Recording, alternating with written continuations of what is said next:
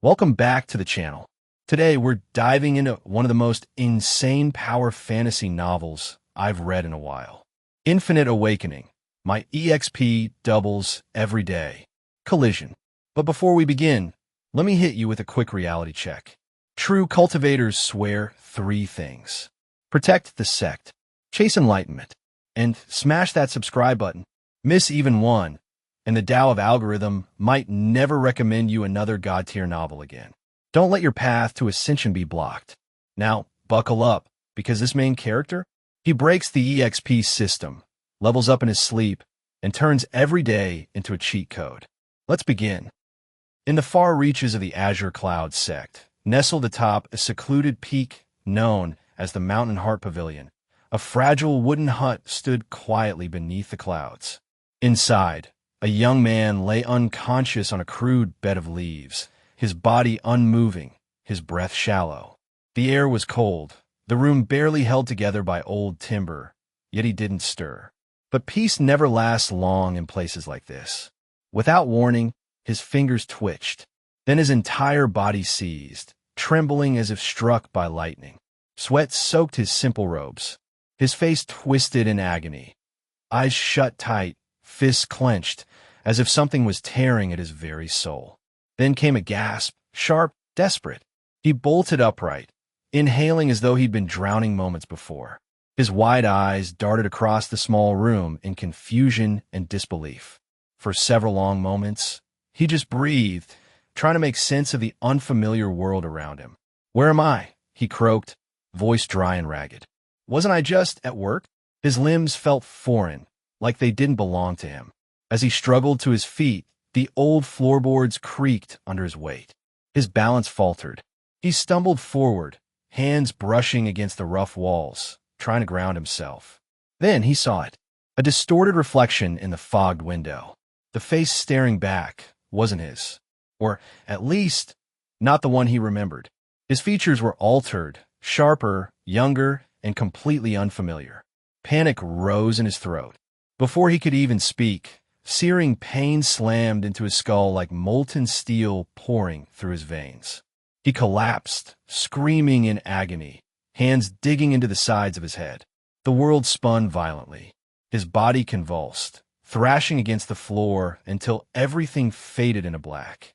Then silence. When he came to, the pain was gone, but something inside him had changed. Something deeper than just a physical transformation.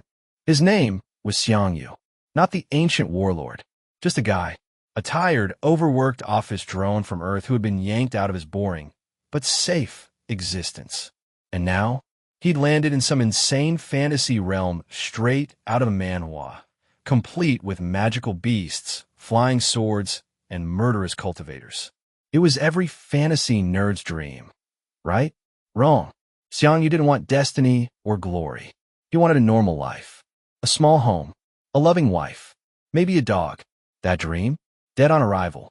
He didn't have spirit roots. No special bloodline. No cheat item. He was a fish thrown into a pond full of dragons. And just as despair crept in, a soft chime echoed in his mind. A blue screen blinked into existence before his eyes. Infinite Awakening System binding, please wait. He froze. System bound successfully. His breath caught in his throat as a glowing interface unfurled in front of him, displaying his stats, if you could even call them that. Name, Xiang Yu. Realm, mortal. Spiritual root, none. Techniques, none. Scriptures, none. System function, double EXP, cooldown, 24H. He blinked, then blinked again. Wait, I got a system. Memories and functions of the system instantly flooded his mind like a software update. It was real. It was his.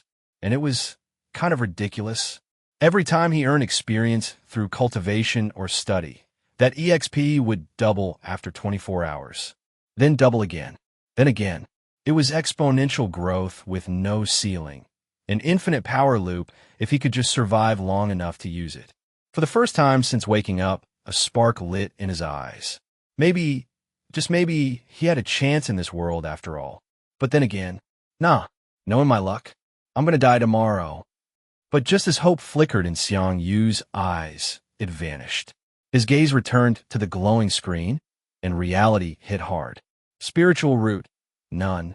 He stared blankly. No root? But then how do I? It was like being handed a sword with no blade. 00 was still 0. Even if his EXP multiplied forever, it would still be multiplying nothing. A cruel cosmic joke. So, I got the most broken system in the world, and I'm still useless. He rubbed his temples. The system was real, yes, but it wasn't a miracle cure.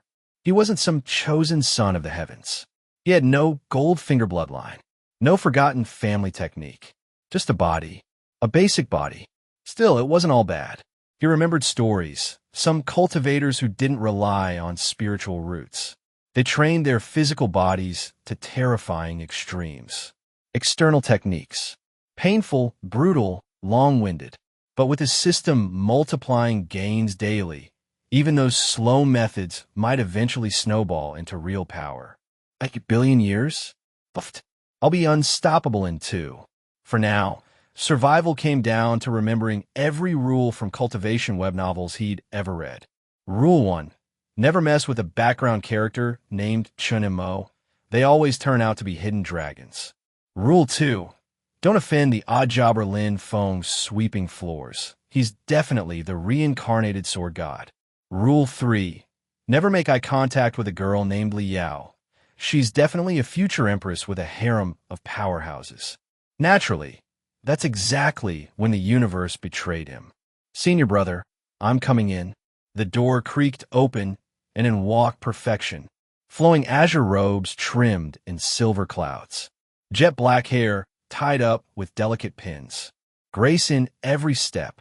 Elegance, confidence, and lethal beauty wrapped in one breathtaking package. And before he could blink, she was at his side, touching his face, checking his chest, clearly concerned. Are you okay? I heard something. Did you get hurt? Xiang Yu blinked. He'd never even had a conversation this intimate with a woman in his old life, and now one had basically tackled him with concern. He awkwardly held her at arm's length. Wait. One question at a time. Then it hit him. Senior brother. His brain scrambled. Memories not his own surged forward. This girl, this perfect, dangerous girl was his junior sister? He muttered the name before he could stop himself. Leo. She blushed. You used to call me Yao Yao, what's wrong? Oh no. Nope. I'm dead. It was a classic death flag. He was touching the main heroine on day 1. This wasn't flirting, this was suicide. Frantically, he pulled away and turned his face aside, trying his best to look cold and distant. Junior sister, this behavior is inappropriate. She stopped, blinked, then her eyes narrowed. You're not, senior brother. Her hand moved. Steel flashed. Her sword was suddenly drawn. What did you do to him? Xiang Yu froze. This is it. This is how I die. First chapter. First day. I didn't even cultivate yet. But just as her blade glinted in the light, he acted. He broke every rule of cultivation survival. Yao Yao. His voice softened, comforting. He reached out gently and patted her head. I was just tired. I said something weird. I'm sorry. She stared. Then her face brightened like the sun breaking through clouds. The sword vanished back into its sheath. And then she hugged him. I knew it. Senior brother still loves me the most. No, not in a no-no. Xiang Yu stood there, heart racing, completely frozen. The previous owner of this body had been playing on nightmare mode. A heroine this powerful, this attached, that meant death flags in all directions. There were probably 20 top-tier suitors already aiming to murder him by tomorrow morning. System, he whispered. Do you offer body swaps? Refunds? Rerolls? No. Damn. He didn't ask for this. He just wanted to survive. And now, thanks to this one tight hug from a main heroine, he was royally cooked. The mountain wind danced over the quiet peaks of the Azure Cloud sect as Xiang Yu sat cross-legged on a smooth stone, staring out at the vast sky. Liao had finally left, not without protest. He had faked a spiritual illness, claiming he needed solitude to meditate. The lie clung to his conscience like dew on pine needles, but he didn't regret it. Sorry, junior sister. he whispered to the breeze. It wasn't her fault. In any normal life, he'd probably fall head over heels. But here, in a world where death lurked behind every smile, romance with the main heroine wasn't just risky. It was suicide. In Cultivation novels, touching the female lead was like stepping into a trap made of cliches. He'd seen too many senior brothers end up as training dummies for some reincarnated protagonist. I'd rather be boring for 1,000,000,000 years than die heroically tomorrow. With that, his attention shifted to the translucent blue screen hovering in front of him. His system, his supposed cheat, still empty, still basic, still silent. One function, double EXP every 24 hours. But it was completely useless unless he earned something to begin with. And as far as he could tell, time was ticking. He didn't even know when the system would refresh. Double nothing is still nothing. He stood up, brushed off his robes, and made his decision. He needed a cultivation technique. Any technique. And the only place to get one? The Scripture Pavilion. It was one of the 10 central buildings in the sect, a fortress of wisdom, and home to the techniques that turned mortals into monsters. Unfortunately, it was also full of ego. As he walked the long, winding path, Xiang Yu recalled the memory of this body's original owner, rescued by Elder Vishantian after some mysterious calamity. The perfect tragic backstory. Isn't that the useless senior brother from Mountain Heart Pavilion? No roots, no talent, just occupying space. He can't even open a spirit vein. He ignored it. Let them talk. Xiang Yu didn't care about face or revenge. That was protagonist behavior. He preferred invisibility. The less they noticed him, the longer he lived. At the front desk, he cupped his hands in a respectful bow. Disciple Xiang Yu requests permission to browse for a scripture. The elder behind the counter didn't even try to hide his disdain. You? A smirk formed on his lips. We don't exactly hand out scriptures to the spiritually bankrupt. Xiang Yu swallowed the bitterness, bowed again, and turned to leave. He wasn't here to fight pride with pride. He didn't need a face-slapping scene. He didn't want to be remembered, especially not as the guy who caused a scene in the knowledge hall. But just as he reached the door, stop! The air shifted. A single word froze the room. Xiang Yu turned slowly.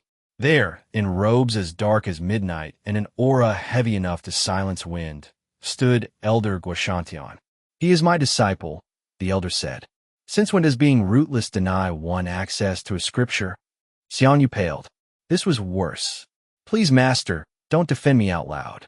That's how death flags start. The Scripture Pavilion's atmosphere shifted again, now filled with tension. The dean at the desk bowed, trembling beneath Elder Guo's glare. Elder, I meant no disrespect. It's simply tradition. Before receiving a scripture, one must prove minor success in a basic external technique. Guoshantian turned to Xiang Yu, eyes like twin swords, piercing, disappointed, ancient. You heard him. If you want a scripture, show you've earned it. Xiang Yu bowed low. I understand, master. I'll train hard. Guo nodded. His voice softened just a little. Good. Which rank do you want to try? Xiang Yu already knew the answer. In this world, martial techniques were divided by rank. Basic, low, mid, high superior, profound, and the unreachable divine. Power came with price. The higher the rank, the more talent and time it demanded. Cultivators who aimed too high too early often shattered their own futures. Give me the basic. Simple. Safe. Smart. Guoshantian raised a brow, but didn't argue. He reached into his spatial ring, and a slim leather-bound manual appeared in his palm. Basic knife technique. He tossed it lightly. Xiang Yu caught it with both hands. The manual felt heavier than expected. The faded characters on the cover had been touched by many hands, most of them long forgotten. Train well, the elder said. When you reach minor success, return. Xiang Yu bowed again and left without another word. No scripture, no power, just a basic knife technique. But even that was a start. As he walked back toward his hut, the manual clutched to his chest like a treasure. Something strange stirred in his chest. Not hope. No, not yet. But maybe the possibility of progress. From her perch atop a mountain pine, Liao stared down at her senior brother with no small amount of confusion. What's gotten into him? She whispered, squinting through the wind-blown branches. Xiang Yu, lazy, daydreaming, talentless Xiang Yu, was training. Not just practicing casually, but drilling the basic knife technique with a fury that made her heart pound.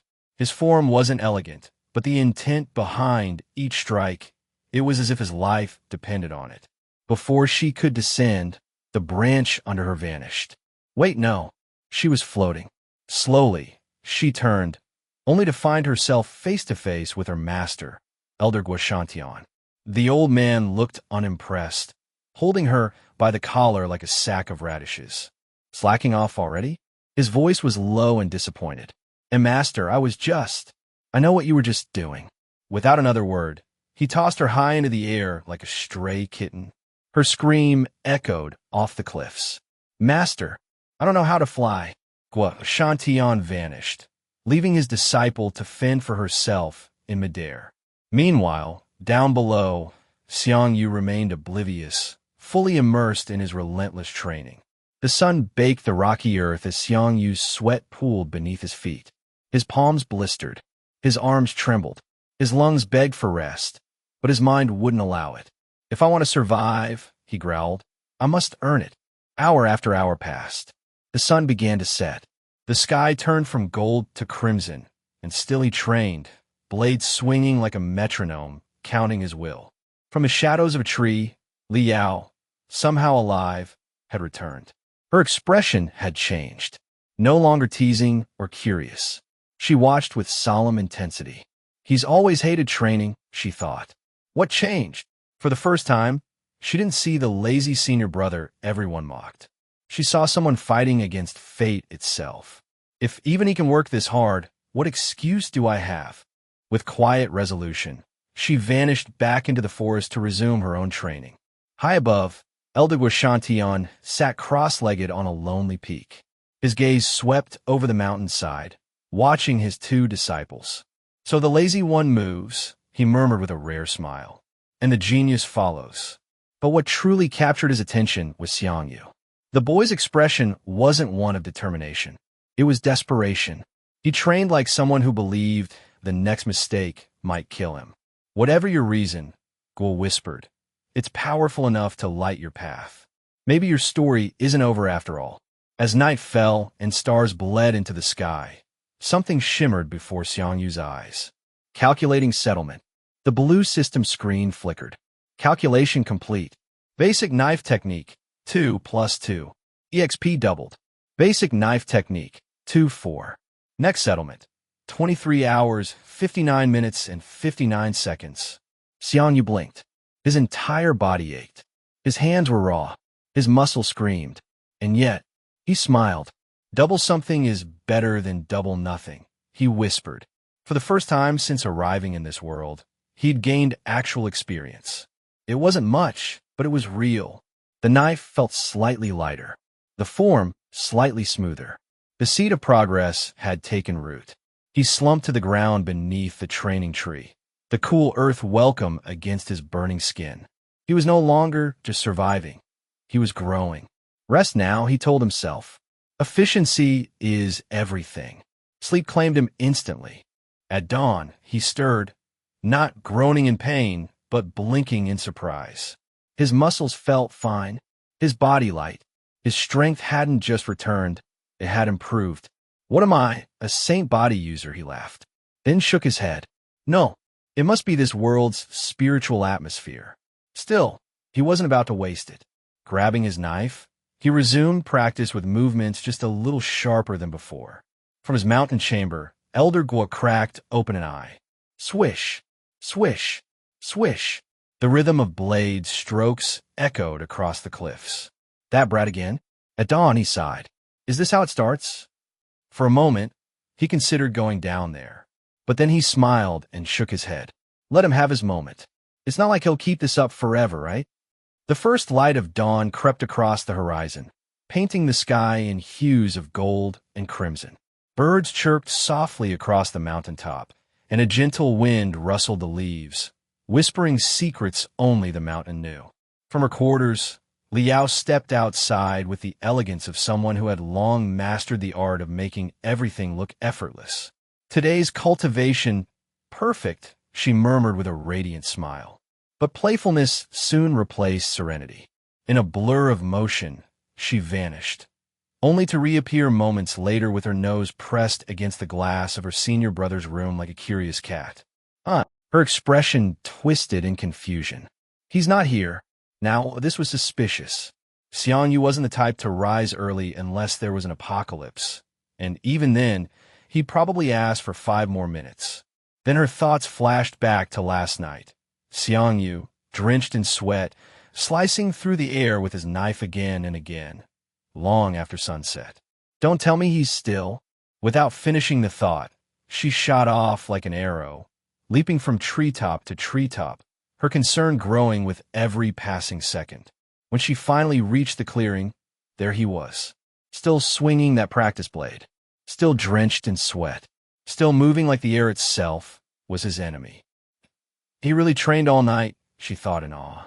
Her instincts told her to rush over, to scold him for pushing himself, maybe even drag him back for food and rest. But then she hesitated. He looked different, determined, fierce, desperate. After a long pause, she simply turned and vanished back into the forest.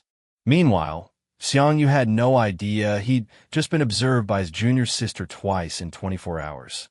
His focus was solely on the blade in his hand, the smoothness of the arc, the control of the swing, the rhythm of breath and steel. It's working, he thought. I'm improving. But something tugged at the edge of his awareness. A strange itch, like forgetting your keys, but not knowing why it mattered. Probably not important, he decided. Oh, how wrong he was. A moment later, he was flat on his back, staring up at the sky. Wah! Had he fainted? Slipped? Collapsed? His head spun, but then a smell. A delicious, hypnotic aroma wafted through the air like a heavenly call. Something meaty. Something cooked. His stomach growled so loudly it could have been mistaken for a demonic beast's roar.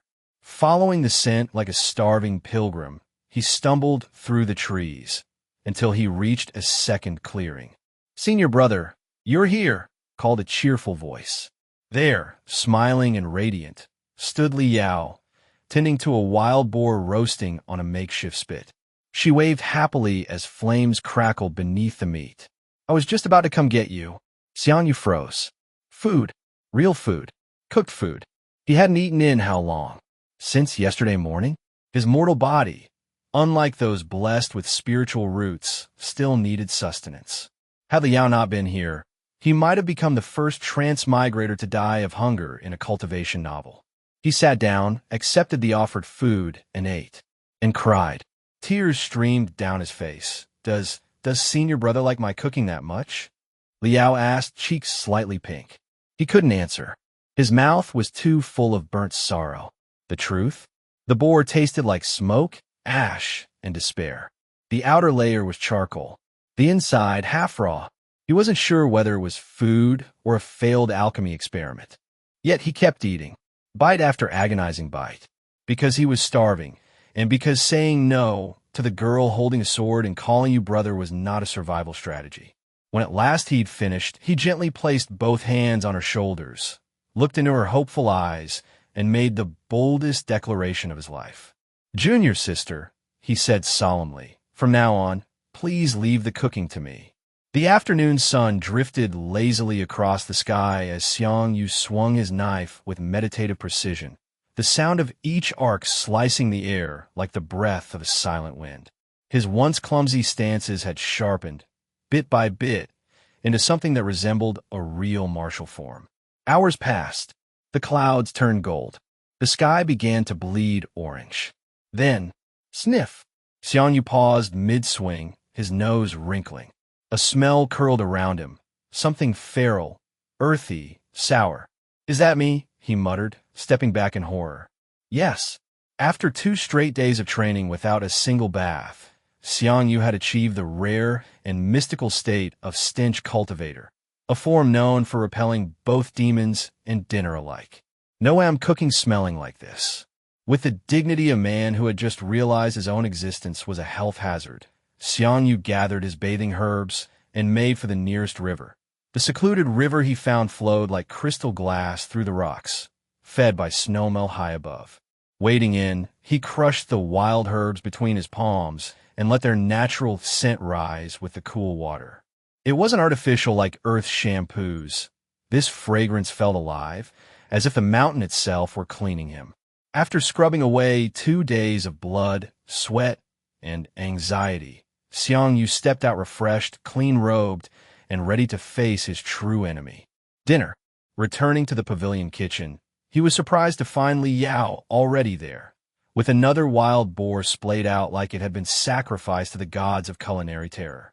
She smiled brightly, eyes full of innocent hope. "Brother, do you know how to cook?" "Just wait and see," Xiang Yu replied with a confident smile. 1 part courage, 2 parts prayer. In truth, he was no chef. But after surviving 3 years of instant noodles and bachelor-budget stir-fries in his past life, he was more than qualified for the title, Functional Human Stove. He picked the best cut, a marbled loin, trimmed the fat, sliced with care. Seasoning was simple, coarse salt, fresh pepper, and a blend of wild mountain herbs. Juniper, rosemary, thyme, crushed between his fingers like the scene from an ancient tea ceremony. The aroma? Divine. As the meat kissed the hot pan, the kitchen came alive with a satisfying sizzle. SSS-Rank. Li Yao's eyes widened. For the first time, she smelled actual flavor instead of burnt despair. Then came the sauce, made from wild mushrooms, pan drippings, and a splash of ancient brandy from the back shelf. The alcohol flared briefly into a dazzling blue flame before settling into a rich reduction. When he sliced into the roast, it parted like butter. Juices glistened. Steam curled up like an offering to the heavens. He served Li Yao a generous cut. She took a bite. Her eyes lit up like she'd just awakened a new spiritual root, the Tao of deliciousness. "Senior brother, this is amazing," she whispered, cheeks pink. Xiang Yu smiled and took a bite himself. It wasn't perfect, but it was hot, tender, and didn't taste like charcoal. That was enough. But just as they settled into their meal, an unseen storm approached. Far above them, Elder Xiang sat in his meditation chamber, struggling against an enemy no technique could defeat. The smell. For 1 hour, he resisted. For 1 hour, he endured. Then, poof, he appeared beside their table like a phantom, his beard trembling with restraint, his eyes misting with suppressed longing. "Disciple," he began with forced solemnity, "remember that the path to enlightenment requires detachment from all worldly desires." His nose twitched, especially ones that sizzle and smell like roast heaven. Without blinking, Xiang Yu slid over a pre-prepared plate and bowed. "Master, this is for you." The elder froze, blinked once, then sat. "Good, very good. Truly a filial disciple." That night, for the first time in many years, the Mountain Heart Pavilion kitchen echoed with the laughter of 3 people who, for one brief meal, forgot their burdens. A master, a genius, and a so-called talentless disciple who somehow cooked his way into their hearts. The clatter of plates had barely faded, the warmth of shared laughter still lingering in the air, when Elder Xiang vanished in a blur. His beard still stained with sauce from the meal he had most definitely not planned to enjoy so thoroughly. Li Yao, cheeks still flushed from joy and maybe overeating, bowed politely and returned to her room. Something about the way her senior brother moved today made her want to push herself too. Left behind in the humble kitchen, Xiang Yu finished cleaning the last bowl in silence, his focus unwavering. He wasn't done. Far from it. Grabbing his practice knife, he vanished into the moonlit trees. Under the silver glow of the moon, Xiang Yu resumed his practice. His blade cut through the night air, each swing tighter, more controlled than the last. His form, once awkward and clumsy, now flowed like water, quiet, deliberate, lethal. The stars wheeled overhead, time slipping away unnoticed. Then it came, calculating settlement. The glowing screen appeared before his eyes, gentle, blue, and somehow beautiful. Basic knife technique, 10 plus 6. Experience points doubled. Basic knife technique, 10-20. Xiang Yu's eyes widened. 10-20. Not only had he improved his efficiency, he was accelerating. By now, his limbs ached. Bone-deep fatigue crept into his muscles. But the grin on his face refused to fade. I could rest, let the system carry me, he murmured, half-tempted. But no, I'm not here to coast. He crawled back to his simple bed, a pile of dried leaves and cloth in a tiny hut. Sleep claimed him before his head even touched the floor. Morning light filters through forest leaves. At first light, he was up again. A cold river bath, a fresh robe, and then back to the blade. His movements now sang with clarity.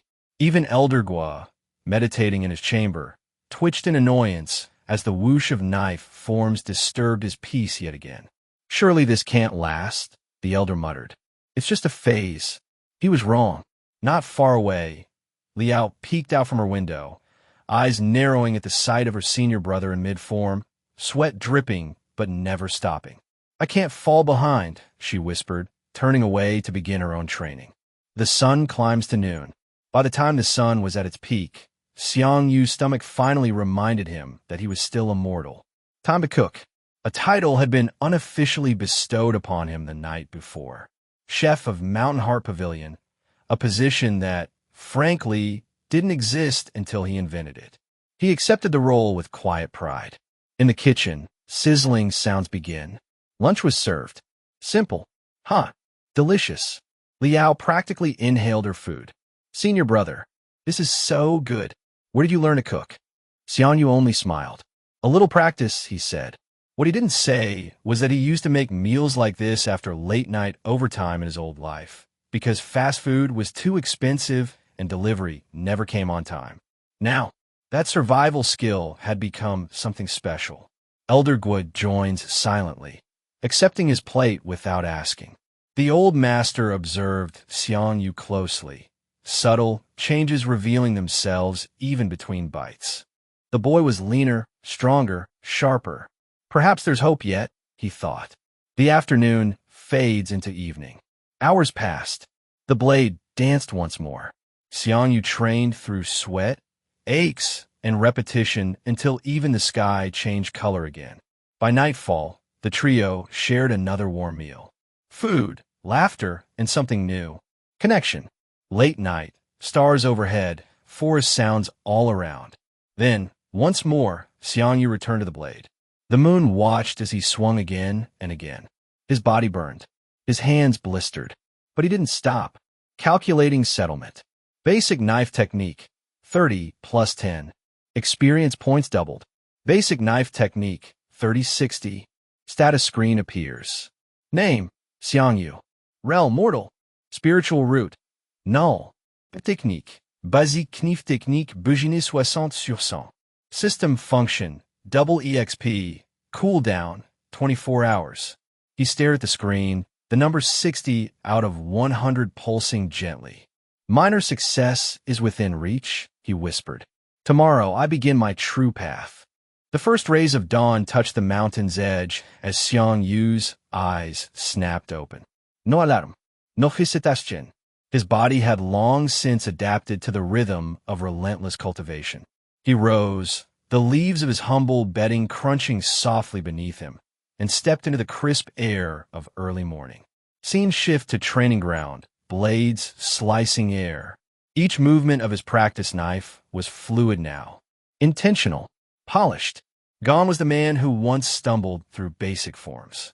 What remained was focus, honed over days of repetition. Hidden among the trees, Liao watched again. He's changed, she whispered. I can't afford to fall behind. As the sun rose, Xiang Yu noticed something. Improvement was slowing. Where he once gained ground with each swing, now he met resistance. Not from the blade, but from the plateau of mastery itself. And yet, he wasn't frustrated. He was prepared for this. Of course it gets harder, he murmured. That just means I'm closer to breaking through. Hours passed. Sweat fell. The mountain shifted through shades of sunlight. And finally, beneath the stars once more, the system returned. Blue square, calculating settlement. Blue square, basic knife technique. Beginner, 70/100. Minor success, 0/200. Blue square, experience points doubled. Xiang Yu blinked. So it won't let me overflow experience. The system had capped him at minor success, resetting his counter. That meant no stacking, no last-minute bursts of doubled EXP beyond the threshold. All right, new strategy. Strategic planning activated. He wouldn't start a scripture just yet. Not until he had some buffer points banked. He'd use the knife technique to continue building daily progress, and only then tackle the more difficult scripture practice. If I gain nothing from the scripture, I'll still have something to double. Quite clever, if I do say so myself. Meanwhile, in his now soundproofed meditation chamber, Elder Gua sipped morning tea with uncharacteristic calm. Finally, blessed silence. But the stillness didn't bring peace. It brought curiosity. He rose and peered out the window. Let's see how the boy... And froze. He broke through in 4 days, even without spiritual roots. Xiang Yu had done it. Thought balloon. Maybe he's not hopeless after all, the elder mused. He began planning which scripture to offer, though confused why the boy hadn't asked for one yet. Chopsticks, midday, communal meal, food sizzles on the pan. The day continued in its new rhythm. Knife training, cooking for Li Yao and Elder Gua, quiet growth, mental rehearsal between meals. And still, no scripture, because Xiang Yu was pushing against the limits of minor success. 1 point of progress now required what 10 did before. It's harder now, he muttered, but not impossible. He fought, trained, repeated, until the midnight screen arrived once again. Calculation complete. Minor success. 3/206/200. Experience doubled. He smiled, despite the small number, because what it gave him wasn't just points, it gave insight. Each of those 3 points, doubled, felt deeper than the 70 from days prior. Minor success isn't about quantity anymore. It's about refinement. Next morning, clarity in his gaze. Today, he would ask for scripture, but not yet. He remembered Elder Gua's words. He'd been told to approach the elder directly upon reaching minor success. I'll wait until lunch, he decided. Master's morning meditations must not be disturbed. He grabbed his practice knife. There was time. Suddenly, voices from the base of the mountain. We would like to learn from the Mountain Heart Pavilion's senior brother. Xiang Yu froze mid-swing. Here it is, he muttered. The arc begins. He ignored them, but they didn't leave. They came up the mountain, and soon they were right behind him. 5 smug faces. One voice, full of mock courtesy. We're here to seek guidance from the pavilion's senior disciple. Xiang Yu stood quietly as 5 disciples approached, their 4 smiles doing little to hide the malice in their eyes. It was a scene straight out of 100 cultivation stories. Arrogant outer disciples seeking to humiliate the so-called talentless senior brother. But Xiang Yu wasn't rattled. He had no intention of playing their game, nor was he naive enough to believe their intentions were pure. With a composed smile, he cupped his hands in polite greeting and replied, I'm sorry, fellow disciples, but I can't provide any guidance. After all, I'm not a cultivator. The leader of the group, a smug-faced young man named Gu Wuqing, couldn't hide his glee. He'd heard the rumors that the senior brother of Mountain Heart Pavilion was a mere mortal, talentless, and weak. This was going to be easier than he thought. Senior brother, you misunderstand, Gu Wuqing replied, dripping with fake courtesy. It's not me asking for guidance. It's my junior brothers. He gestured to the 4 men behind him, each staring at Xiang Yu with undisguised hostility. Xiang Yu sized them up with a glance. They weren't spiritual cultivators, just physical technique practitioners like him. But where he had trained with relentless purpose, their postures were loose, their confidence unearned. What's your name? Xiang Yu asked suddenly. Gu Wuqing blinked in surprise, confused by the odd question, but answered anyway. Gu Wuqing. Relief passed through Xiang Yu. Not a protagonist name. No Lin Feng or Chinamo nonsense. Just a side character, like him. That meant he could afford to fight back. He nodded. All right then. Gu Wuqing stood there, face red with fury, hands trembling. His pride shattered. His control snapped. Without a word, He lunged forward, knife raised, eyes filled with rage. He aimed straight for Xiang Yu's back, completely blinded by anger and humiliation. And Xiang Yu, walking away unaware, had no idea danger was closing in behind him. Yu Wuqing charged at Xiang Yu's back, eyes wild and breath ragged, the edge of his blade gleaming like a predator's fang in the morning light. His expression twisted with fury and obsession, no longer hiding his true intent. This wasn't about honor or proving a point anymore. It was personal. It was jealousy. It was madness. For days, he'd watched Li Yao, Mount Heaven Sect's renowned beauty, quietly fixate on this useless senior brother. A mortal, a man with no spiritual root. How could someone like that hold her attention? This entire stunt had been orchestrated for her eyes. Gu Wuqing had hoped to humiliate Xiang Yu, to break him down in front of her and shatter the fragile image she held of him. But everything had gone wrong. His men were defeated one after another, and his own pride was trampled underfoot. Now his blood pounded in his ears as he imagined his knife piercing Xiang Yu's back, ending this ridiculous farce. She'll forget about him once he's dead, he thought bitterly. Then she'll see me, see who truly deserves her attention. I'll be the one to comfort her, to stand by her, to claim her. He was so lost in his fantasies that he didn't notice the shift in the air until it was too late. Just as the knife was about to strike, an overwhelming pressure slammed into the training field. The earth seemed to groan beneath the weight of it. Gu Wuqing's body crashed to the ground, as if the mountain itself had pinned him down. The blade dropped from his hand, clattering uselessly beside him. He tried to lift his head but could barely breathe, let alone move. Then he saw her, floating above them, robes rippling like ocean waves in the wind. Li Yao. Her cold gaze fell upon him like a blade of judgment. She hovered effortlessly, a clear sign she had stepped into the Foundation establishment realm. Gu Wuqing's heart stopped. No wonder her cultivation aura was always hidden. She had already surpassed everyone's expectations. From mortal to peak chi refinement in 3 months had been unheard of. But Foundation establishment? This was beyond comprehension. This was monstrous. You, a cultivator at the 5th stage of body refining, dare to sneak attack a mortal? Her voice rang out, calm but terrifying. Each syllable landed with the weight of a falling mountain.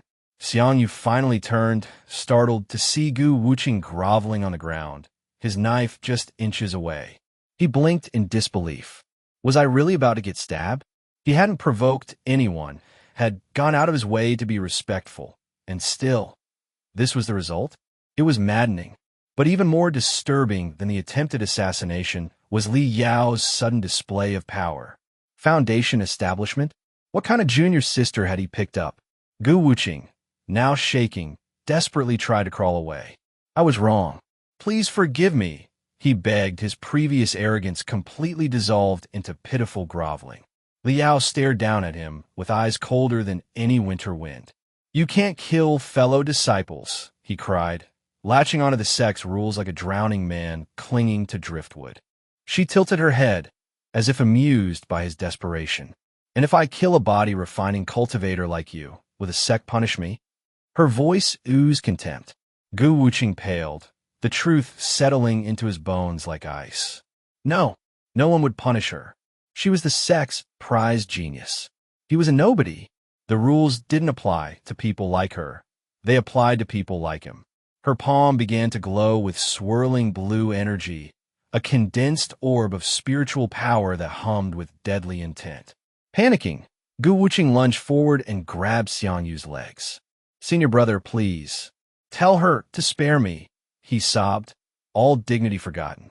His men watched in stunned silence, unable to reconcile the proud leader they followed with the weeping wreck clinging to Xiang Yu's ankles. Xiang Yu looked down at him, exhausted. He understood the situation. If he said nothing, there might be consequences. Gu Wuqing probably had some background or a patron waiting to avenge him. But if he asked for mercy, he'd be giving a snake a second chance to strike. And those eyes, those trembling, innocent eyes, still held a flicker of hate, of calculation. This man would come back. This man would try again. With a sigh, Xiang Yu silently stepped back, shaking off Gu Wuqing's grip. He didn't speak. He didn't beg. He simply turned and walked away. Gu Wuqing's jaw dropped in disbelief. The weak, cowardly senior brother was really leaving him to die? But before he could voice his horror, Li Yao's energy blast struck him directly. The light faded as quickly as it came, leaving behind only a scorched corpse. Li Yao descended with practiced grace, landing beside the lifeless body as if stepping over dust. "Take this trash with you," she ordered the remaining 4 disciples, her voice devoid of emotion. Then, without another glance, she turned and joined Xiang Yu, falling into step beside him as they walked away in silence. As the tension slowly faded, Li Yao found her thoughts drifting. This version of her senior brother was different. The old Xiang Yu might have pleaded for mercy, driven by fear or kindness. Not that it would have mattered. She would have pretended to listen, then killed Gu Wuqing anyway. But this new Xiang Yu didn't hesitate. He didn't protest. He simply let the trash be taken out. A faint, dangerous smile curled on her lips. Xiang Yu shivered and glanced over his shoulder. Was it just him, or had the air suddenly gotten cold? After the earlier confrontation, Xiang Yu decided to pause his training and prepare lunch. As his hands moved mechanically, slicing vegetables, stirring broth, adding just the right amount of spice, his thoughts remained far from the kitchen. The memory of Gu Wuqing's knife flashing toward his back still lingered in his mind, its phantom presence sending shivers down his spine. If Li Yao hadn't intervened, he'd be dead. "I need to get stronger, and quickly," he muttered to himself, nearly cleaving a radish in half with excessive force. His survival through caution strategy had officially proven insufficient. In this cultivation world, mere politeness could get you killed, and staying quiet didn't guarantee safety. He needed power, power that would ensure no one could touch him. The rich aroma of the simmering stew gradually filled the air, drawing both Elder Guo and Li Yao to the table. They ate in relative silence, the recent events still fresh in everyone's mind. It was only after the dishes were cleared that Elder Guo finally broke the quiet, his eyes narrowing slightly as he looked at Li Yao. "Little girl, you've hidden well," he said, stroking his beard thoughtfully. Li Yao offered a coy smile, her tone light and teasing. "I'm sure Master already knew this." Elder Guo scoffed. "Of course I did. I'm your master, after all." But the defensive tone betrayed his pride. In truth, her true cultivation level had taken even him by surprise. Li Yao's smile didn't fade. Internally, she thought smugly, "You only know what I let you know, old man." As if sensing her thoughts, Elder Guo's expression turned suspicious. "Did you just think something rude about me?" Li Yao stiffened ever so slightly, her composure wobbling. Could he really read minds? "What are you talking about?" she asked innocently, the performance so exaggerated that even Xiang Yu rolled his eyes. "She's being way too obvious," he thought with faint amusement. Not wanting to entertain her further, Elder Guo waved a dismissive hand. "Go run laps around the mountain." "Yes, master," she chirped sweetly, vanishing a moment later in a graceful blur of motion. Elder Guo watched her disappear with a heavy sigh. That girl was hiding more than just cultivation. But what could he do? Everyone had secrets. It was part of the cultivation world. Turning his attention back to Xiang Yu, his expression grew serious. "Don't blame your master for not stepping in earlier," he said suddenly. Xiang Yu blinked, caught off guard by the unexpected comment. He quickly bowed. Disciple wouldn't dare. Elder Guo nodded slowly. "I can intervene when it's elders bullying juniors. But among disciples, it's different. You need to be strong enough to handle it yourself." "I understand," Xiang Yu replied, bowing deeper this time. Satisfied with the response, Elder Guo reached into his sleeve and tossed a worn scroll across the table. "Then take this." Xiang Yu caught the scroll, carefully unrolling it to reveal lines of ancient script carved into the parchment. "This is the Mountain Heart Scripture," Elder Guo said solemnly. "The finest body refining technique our sect has to offer. With it, you can reach the 12th level of body refining." Xiang Yu's eyes widened. 12 levels? Most cultivation realms only had 10. Breaking through to even one level beyond the norm was rare. 2 was unheard of. But with this, he could exceed the natural limitations of the body. A cultivator at the peak of 12th level body refining would be a beast in physical combat, able to go toe-to-toe with early chi gathering opponents. Disciple, thanks, Master, Xiang Yu said earnestly. He understood the value of what he had just received. The scripture wasn't just rare, it was the core technique of their peak, something that wouldn't be available in the scripture pavilion, especially not for someone like him. Elder Guo waved him off with a grunt and disappeared. Xiang Yu clutched the scroll tightly, his expression firm. He had a scripture now. He had no more excuses. It was time to cultivate, truly cultivate, and never again be left defenseless. Returning to his training field, Xiang Yu didn't reach for his knife. Instead, he opened the scroll and began following the movements described within. They were slow, deliberate, and graceful, almost meditative. But as he mimicked the stances, a deep sense of awkwardness crept over him. I look like one of those uncles in the park doing Tai Chi, he muttered. It was absurd. He dreamed of powerful martial arts and roaring spiritual energy. Not this. Still, he didn't stop. He forced his body to flow through the movements, despite how foolish he felt. If this was what it took to become strong, then he would do it. When I'm invincible, he told himself, this temporary humiliation won't matter. Dawn broke over Mountain Heart Pavilion, casting golden light across the stone paths and dew-kissed leaves as Xiang Yu stepped from his simple quarters. Today felt different. He could sense it in his bones, in the steady calm that had settled over him overnight. He had resolved to push himself harder than ever before, focusing solely on the Mountain Heart scripture. No knife training, no distractions, only the path of cultivation. He flowed through the scripture's strange movements with increasing fluency. Though still awkward at times, the transitions between stances were smoother than yesterday, the postures held with greater stability. His muscles, sore and fatigued, protested with each step, but he silenced their cries through sheer force of will. Sweat drenched his robes as the day wore on. He paused only briefly to eat, barely tasting the food as his mind remained preoccupied with cultivation. Sunset arrived without fanfare, the sky turning violet and gold, while Xiang Yu continued practicing beneath the shifting light. Midnight arrived like a ritual. As if on cue, the translucent blue screen shimmered into view. Calculating settlement. Calculation complete. Mountain Heart Scripture, 0/100. Basic knife technique. Minor success, 24,200. Experience points doubled. Basic knife technique. Minor success, 24/200. 48/200. Next settlement. 23 hours, 59 minutes, and 59 seconds. The scripture remained stubborn at 0. Still, Xiang Yu wasn't disappointed. His expectations had been low, and the doubling of his knife technique was welcome progress. He collapsed onto his leaf-stuffed bedding, exhaustion sinking deep into his bones as sleep claimed him almost instantly. The next morning, he resumed practice with unwavering focus. Though the Mountain Heart scripture yielded no visible results, something had shifted internally. His body moved with subtle precision, the rhythm of cultivation beginning to embed itself into his bones and sinew. The awkwardness still lingered, but now it felt less like failure and more like transition. Unbeknownst to him, Li Yao perched high in a tree, a sparkle of amusement in her eyes as she recorded his training with a crystalline device.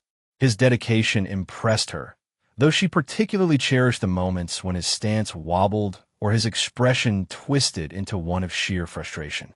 These recordings were her little treasures, equal parts blackmail and sentiment. When Xiang Yu paused and glanced around, sensing an unseen presence, she vanished with a silent giggle, returning to her own secluded cultivation ground. The day passed in much the same way, and again, the night delivered familiar results. Basic knife technique. Minor success, 48/200, 96/200. On the third day, he changed his training location again, driven by the persistent feeling of being watched. Li Yao found him with ease, her spiritual sense tracking his unique presence. She resumed her recordings, now including slow-motion captures of his most dramatic stumbles. At lunch, Xiang Yu casually mentioned his suspicions to Eldergua, who offered no response beyond a cryptic chuckle and a wave of his sleeve. Clearly, he wasn't concerned. Xiang Yu could only sigh and shift his practice location once more. That night, his knife technique neared its limit. Basic knife technique. Minor success, 96/200, 192/200. Now, just one settlement away from the intermediate stage, Xiang Yu allowed himself a flicker of anticipation. Reaching intermediate would put him on par with a true body refining cultivator, at least physically. It would be his first step toward genuine power. The next day passed in focused silence. Even Li Yao, observing from afar, noted the deep intensity in his movements. When midnight arrived, the settlement screen finally brought a breakthrough. Calculating settlement. Calculation complete.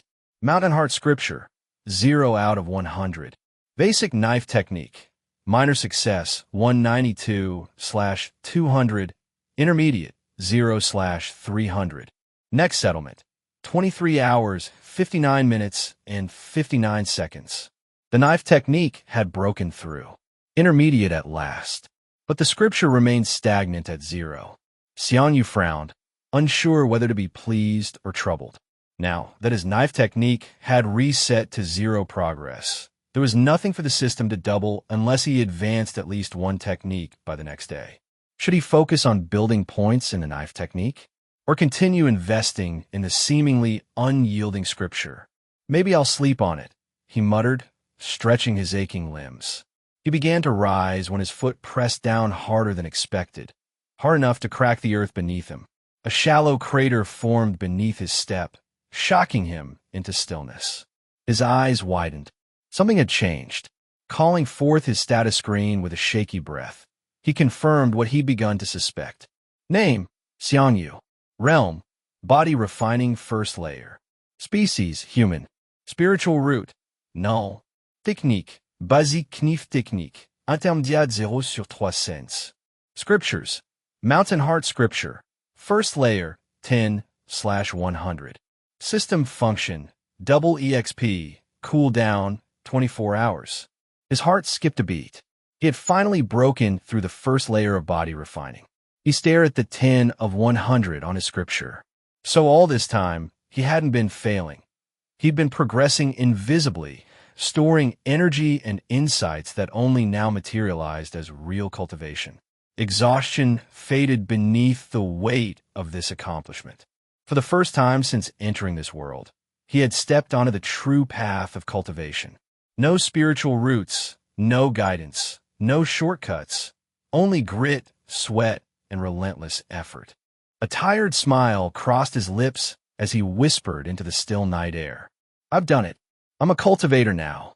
And for once, the world seemed to pause, acknowledging his quiet, hard-earned victory. Xiang Yu stared at his status screen, eyes wide with wonder. He had broken through. The text before him confirmed what his body had already shown in the cracked ground beneath his foot. He had entered the first layer of body refining. I'm actually a cultivator now, he whispered to himself, almost not believing the words as his fingers hovered in the air, tracing the glowing characters. It was surreal. After days of effort that had felt hopeless at times, this quiet moment of achievement felt monumental. He replayed everything in his mind, trying to piece together the logic. Was it the breakthrough in his knife technique that had caused this? Cultivation manuals often claimed that mastering an intermediate external technique granted strength comparable to the first layer of body refining. But maybe it wasn't just a comparison. Maybe it triggered the breakthrough itself. Whatever the reason, it didn't matter. The result was what counted. For the first time since arriving in this cultivation world, Xiang Yu had taken a real step forward. The Mountain Heart Scripture had even gained 10 progress points, giving him something to double in the next settlement. His knife technique, though reset to 0, will be the focus of tomorrow's effort. With both on the rise, his future looked just a bit more secure. As he returned to his hut, that warm feeling in his chest remained. It wasn't arrogance nor glee. It was something simpler. Satisfaction. A small victory in a world where survival itself was a challenge. One small step closer to not dying horribly, he muttered with a tired grin, collapsing onto his bed of leaves. Sleep came fast and deep. The next morning, Xiang Yu emerged before dawn.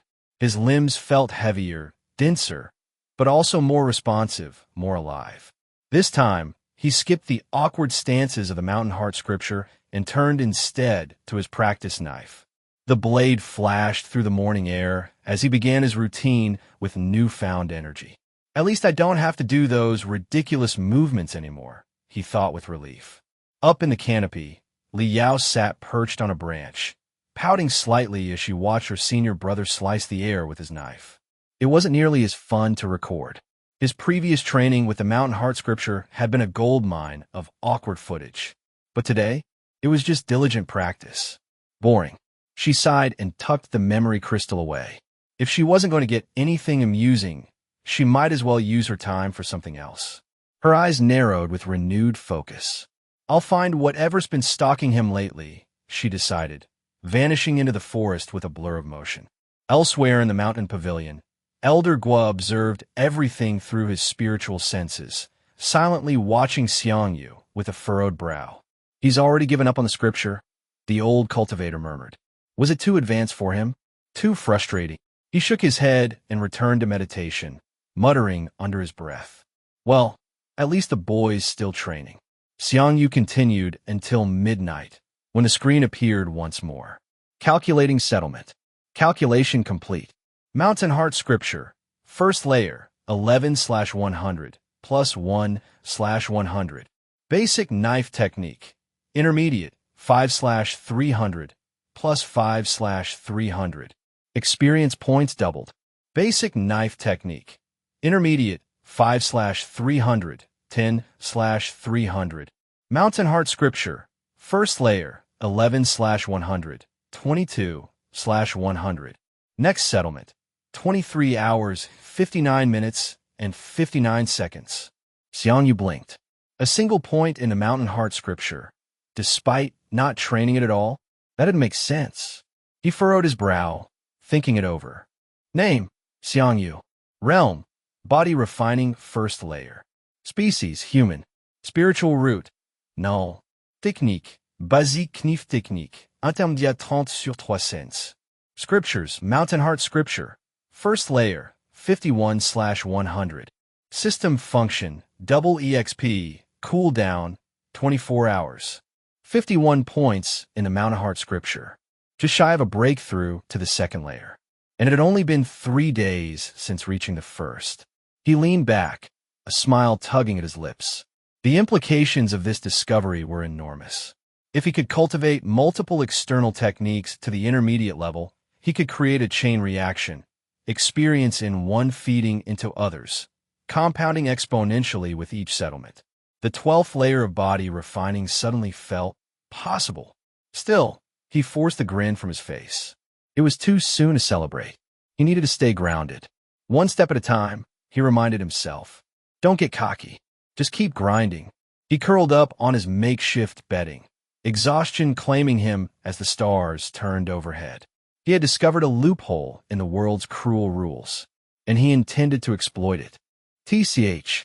Liao's tongue click echoed through the quiet forest, piercing the serene rustle of leaves and birdsong like a blade through silk.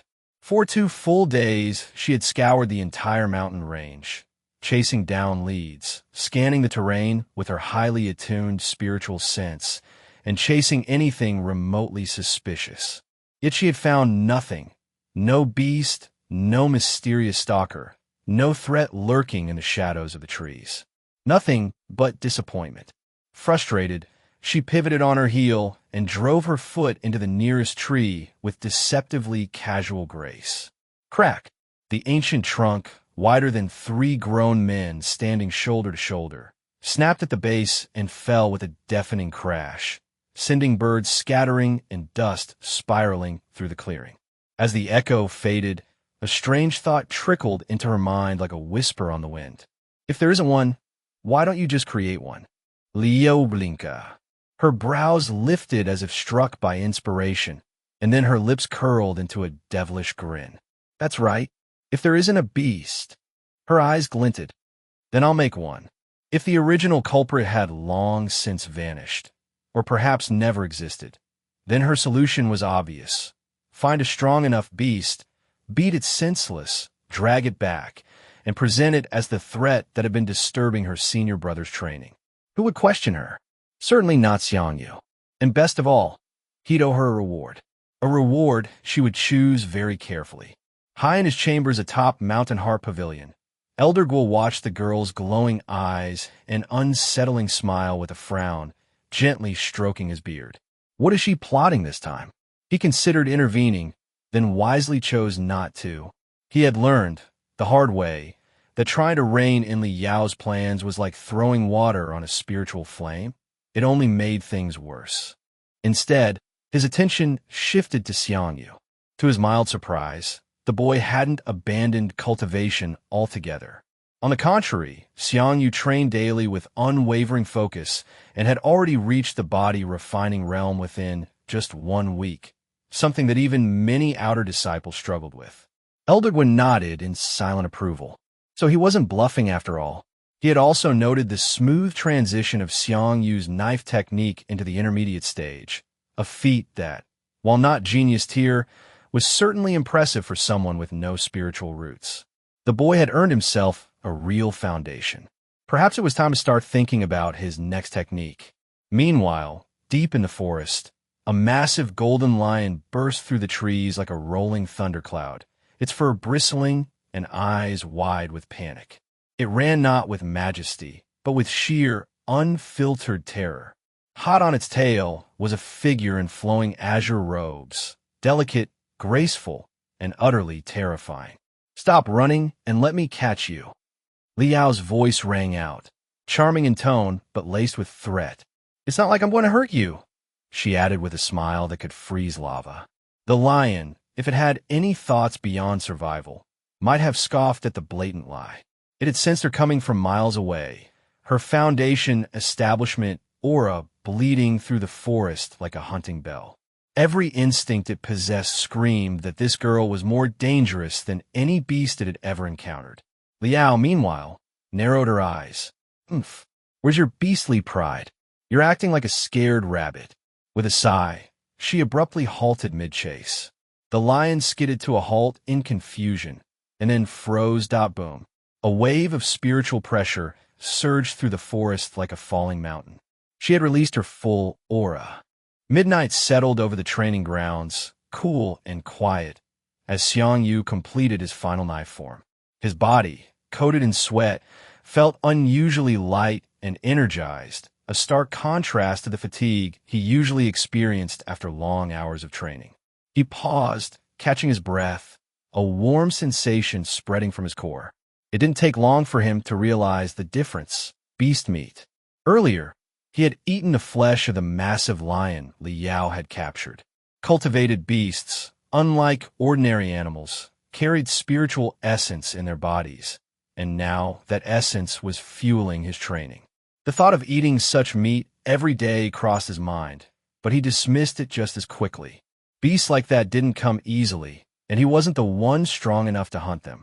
His thoughts drifted to the other thing Li Yao had gifted him, the request for a reward.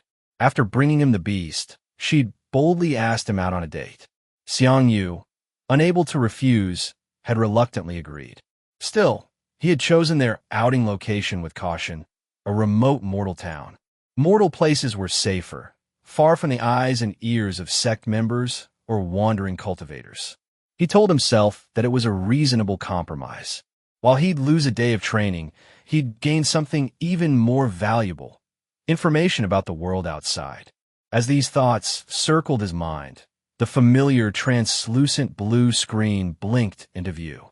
Mountain Heart Scripture, first layer, 53/100, second layer, 0/200. Basic knife technique, intermediate, 35/300, 70/300. Double EXP applied. He had broken through. His Mountain Heart Scripture had advanced to the second layer, which automatically meant he had stepped into the second layer of body refining. His knife technique had also progressed further than ever before, gaining double the usual amount in a single day. The nourishment from the beast meat had helped him endure longer training without exhaustion, turning every movement into pure progress. But one glance at the scripture's new requirement told him that the path was only going to get steeper. The conversion rate had doubled, from 5 knife technique points giving 1 scripture point to 10-1 now. Still, with 70 points already accumulated in his knife practice, the next day promised decent progress. A few more days, and he might even reach the 3rd layer. Feeling satisfied, Xiang Yu lay down to sleep, unaware that the peaceful day ahead would soon twist into chaos. Back at the sect, in the scripture pavilion, Dean Gu Hanming lounged in his chair with a familiar air of boredom.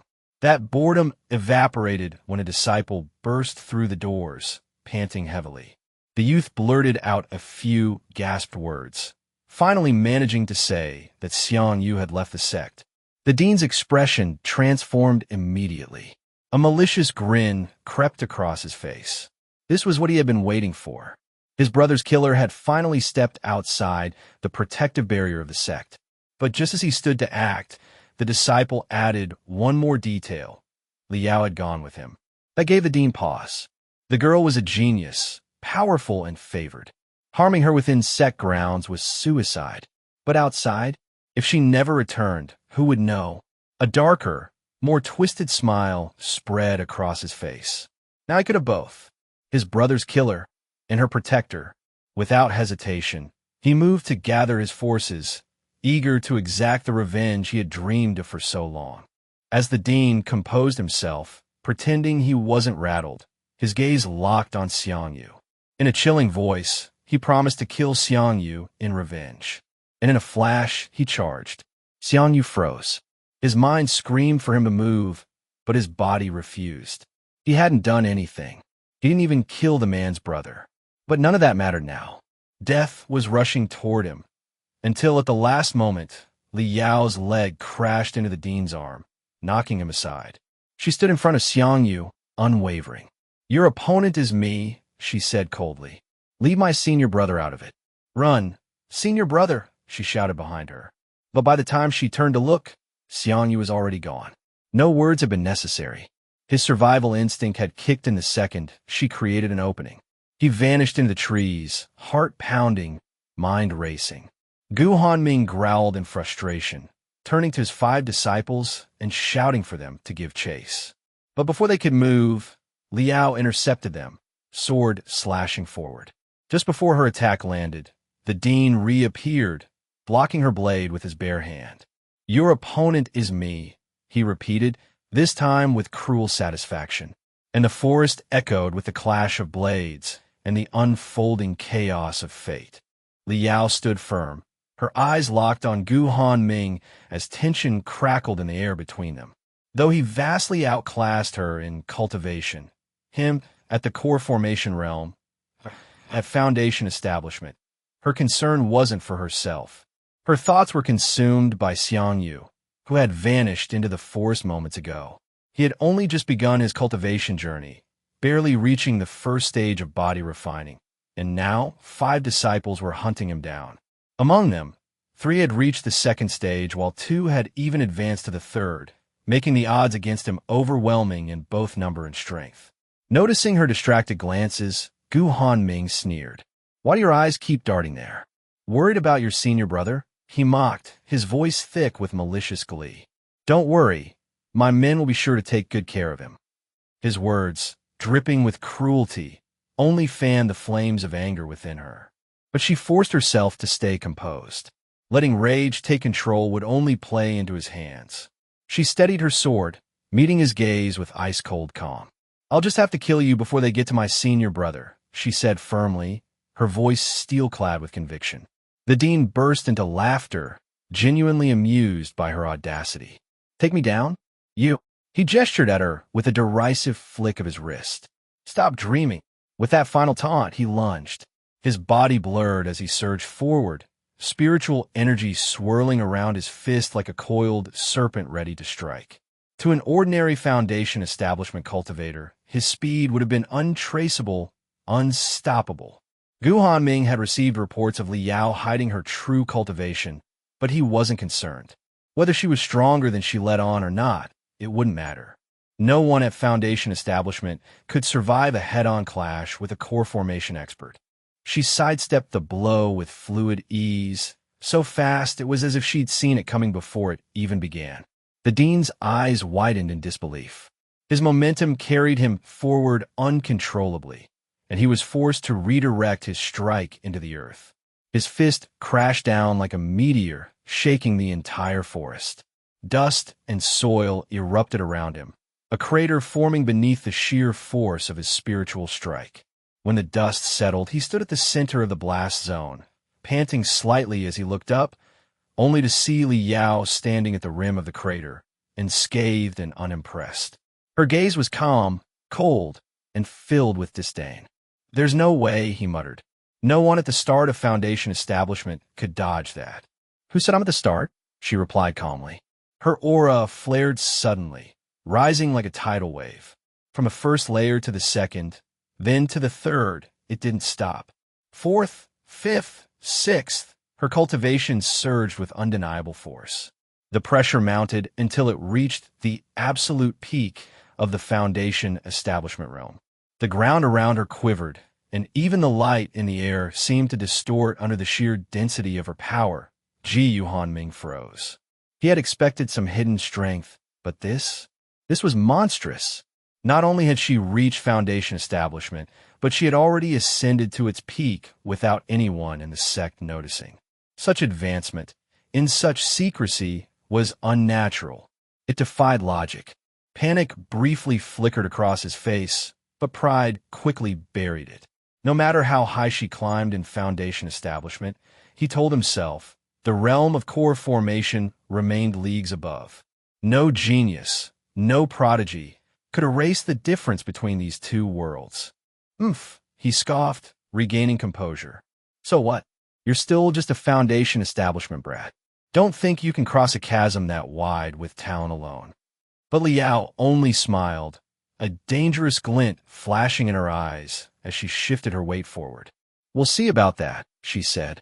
With those final words, she sprang into motion, her sword gleaming like a silver comet as it cut through the air, aimed straight for the throat of the man who dared threaten her brother. Xiang Yu darted through the thick forest, his lungs burning as panic surged with every pounding heartbeat. Branches lashed at his arms and face, but he didn't dare slow down.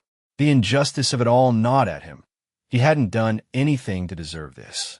No crimes, no transgressions, yet here he was, hunted like prey simply because of his association with Li Yao. It felt like the very world itself conspired to eliminate him. Was fate so determined to drag him into conflict that even running away wasn't an option? He stumbled into a small clearing and instinctively froze, scanning the terrain. The sounds of pursuit, crashing foliage and angry voices, grew louder behind him, leaving no room for hesitation. With no time to strategize, he ducked away, diving into the trees again just as 5 disciples burst into the clearing. Where did he go? One barked, clearly agitated. After a brief, tense argument, one of them suggested splitting up. "He's just a mortal without spiritual roots," the disciple sneered. "Any one of us can take him alone." The others agreed without protest, arrogance dripping from their words. With quick nods, they scattered into different directions, their footfalls growing fainter as they vanished into the wilderness. Only after they were gone did Xiang Yu slowly lower himself from the high branch he had climbed moments before. He'd barely gotten up there before they'd arrived, but it had worked. He was safe for now. More importantly, he had overheard their entire plan. They were searching separately, which meant they would be isolated for a while. This was a fleeting advantage, and he knew he had to act before they regrouped. He crouched in the underbrush and reviewed what little he knew. All 5 were body-refining cultivators, stronger than him by far. But even among them, 2 seemed to carry more authority and presence. Targeting one of them was out of the question. The other 3 were more likely candidates, and of them, One had seemed particularly skittish and less confident during their exchange. That was his opportunity. Xiang Yu gritted his teeth and moved swiftly and silently through the foliage, setting his sights on the weakest link. The hunter was about to become the hunted. Elsewhere, the clash between Li Yao and Dingu Hanming reached a fever pitch.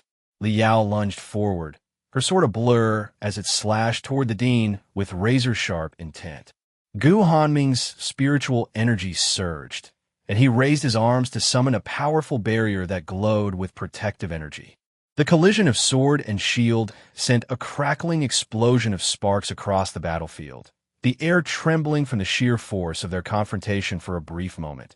They remained locked in this struggle, their eyes locked and wills clashing as fiercely as their powers. The Dean's mouth curled into a mocking grin. He was certain of his superiority. She was still just a Foundation establishment cultivator. He could weather her attacks indefinitely. But Li Yao had no intention of backing down. Her grip tightened, and she poured more power into her blade. With a surge of energy that shocked even her opponent, she shattered the barrier, sending spiritual fragments flying like broken glass. The Dean instinctively twisted away, barely avoiding the main thrust of her strike, and her sword drove into the ground with a thunderous crack, opening a jagged fracture beneath their feet.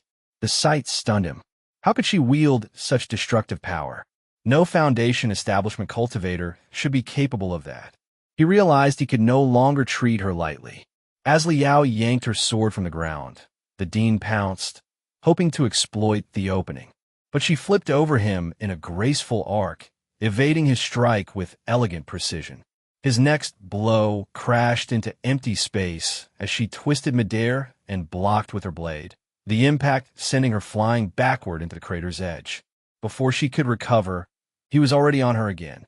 She rolled to safety just as his fist smashed the earth, tearing a deep gouge into the terrain. Chunks of rock and soil exploded into the air as she darted away, eyes sharp and mind focused. She didn't have time to waste. She had to end this and go to Xiang Yu. But her opponent was relentless. Summoning every ounce of her will, Li Yao charged once more, her sword moving like a streak of silver lightning. Their battle became a blur of movement, strike, parry, counter, retreat. Each motion flowed into the next, both combatants pushing their limits. The land around them bore the scars of their escalating duel, the small crater expanding into a battlefield of shattered stone and scorched earth. In a final clash, their spiritual energies collided with such force that both were flung backward, skidding across the ruined field in opposite directions. They rose in near unison, battered but not broken. Without speaking, they rushed toward each other again, the very air between them warping under the pressure of their power, each determined to end it in the next exchange. Xiang Yu advanced like a ghost through the forest, eyes locked on the unsuspecting disciple who had wandered too far from the others. His breathing was slow, his footsteps soundless, his heartbeat steady despite the intensity of the moment. The fear that had once dominated him had settled into something sharper, resolve. There was no room for hesitation anymore. In this world, death was not reserved for the wicked or the weak. It was currency, and today, Xiang Yu would make his first payment. The disciple muttered to himself, brushing aside leaves and thorns with a mix of annoyance and arrogance. He had no idea how close death crept behind him. Xiang Yu scanned the ground and spotted a solid stone nestled among the roots of a tree. About half a meter wide and weighing close to 50 kilograms, it was crude but ideal. With strength granted by the second layer of body refining, he managed to lift the hefty weapon, his muscles protesting the weight, yet obeying. Hiding behind a tree, he watched, waited, planned. The disciple passed just close enough. This was it. Xiang Yu burst from cover, the stone raised high. The disciple turned too late. Horror widened his eyes a split second before the rock came down with bone-shattering force, crushing his skull with a sickening crunch. Blood sprayed, and the body dropped lifelessly to the ground. Silence fell, broken only by the ragged breaths tearing through Xiang Yu's lungs. He stared at the corpse, unmoving. His hands trembled, not from fear, but from the raw aftermath of what he'd done. He had killed. The realization was a heavy weight, but he bore it. This world offered no mercy to hesitation. If he hadn't struck first, he would have been the one lying broken in the dirt. Gritting his teeth, he crouched and began rummaging through the disciples' belongings, hoping for anything useful, a weapon, a scroll, a pill. But there was nothing. These were outer disciples, barely above servants in wealth. Whatever promises had lured them to murder, it clearly wasn't out of greed for treasures. Xiang Yu straightened and moved on. One down. 4 to go. Elsewhere, the battle between Li Yao and Dingu Hanming tore the earth asunder. Blades and fists collided in a storm of spiritual energy, their clash carving craters and scars into the forest. With every strike, Li Yao defied expectations. Her sword flashed like a comet, her movements honed to perfection through years of merciless training. Yet her opponent remained formidable. Gu Hanming, a core formation cultivator, fought with the confidence of one who had conquered many before her. His fists glowed with swirling energy, each blow thunderous, each strike designed to kill. He couldn't understand why she hadn't fallen yet. Why, after exhausting every technique in his arsenal, this girl, barely a foundation establishment cultivator, still stood before him. His confusion turned to frustration, then to anger. She should have crumbled by now. There had to be something more at play. Across from him, Liao tightened her grip on her sword. Her energy waned, but her resolve only grew stronger. Her thoughts, however, drifted, not to her own safety, but to Xiang Yu. Was he still alive? Had he managed to escape? That moment of distraction caught the attention of another mind, one far older and far wiser. Stop worrying about that guy and just focus on the battle. The voice in her head was firm, familiar. It belonged to the ancient empress whose soul now lived within her, hidden in the ring passed down from her mother. The empress, once ruler of a forgotten age, had become her silent teacher and guardian. It was thanks to this immortal presence that Li Yao had grown at such a terrifying pace. Why she was able to challenge a core formation master despite the overwhelming gap. I can't just ignore him, she responded mentally. He's weak, untrained, and he's being hunted. He's weak, yes, but he won't die, the Empress said with eerie certainty. Li Yao faltered for a heartbeat. Why not?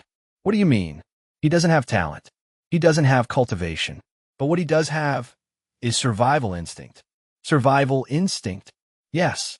That man walks through a festival as if expecting a heavenly tribulation to fall on his head.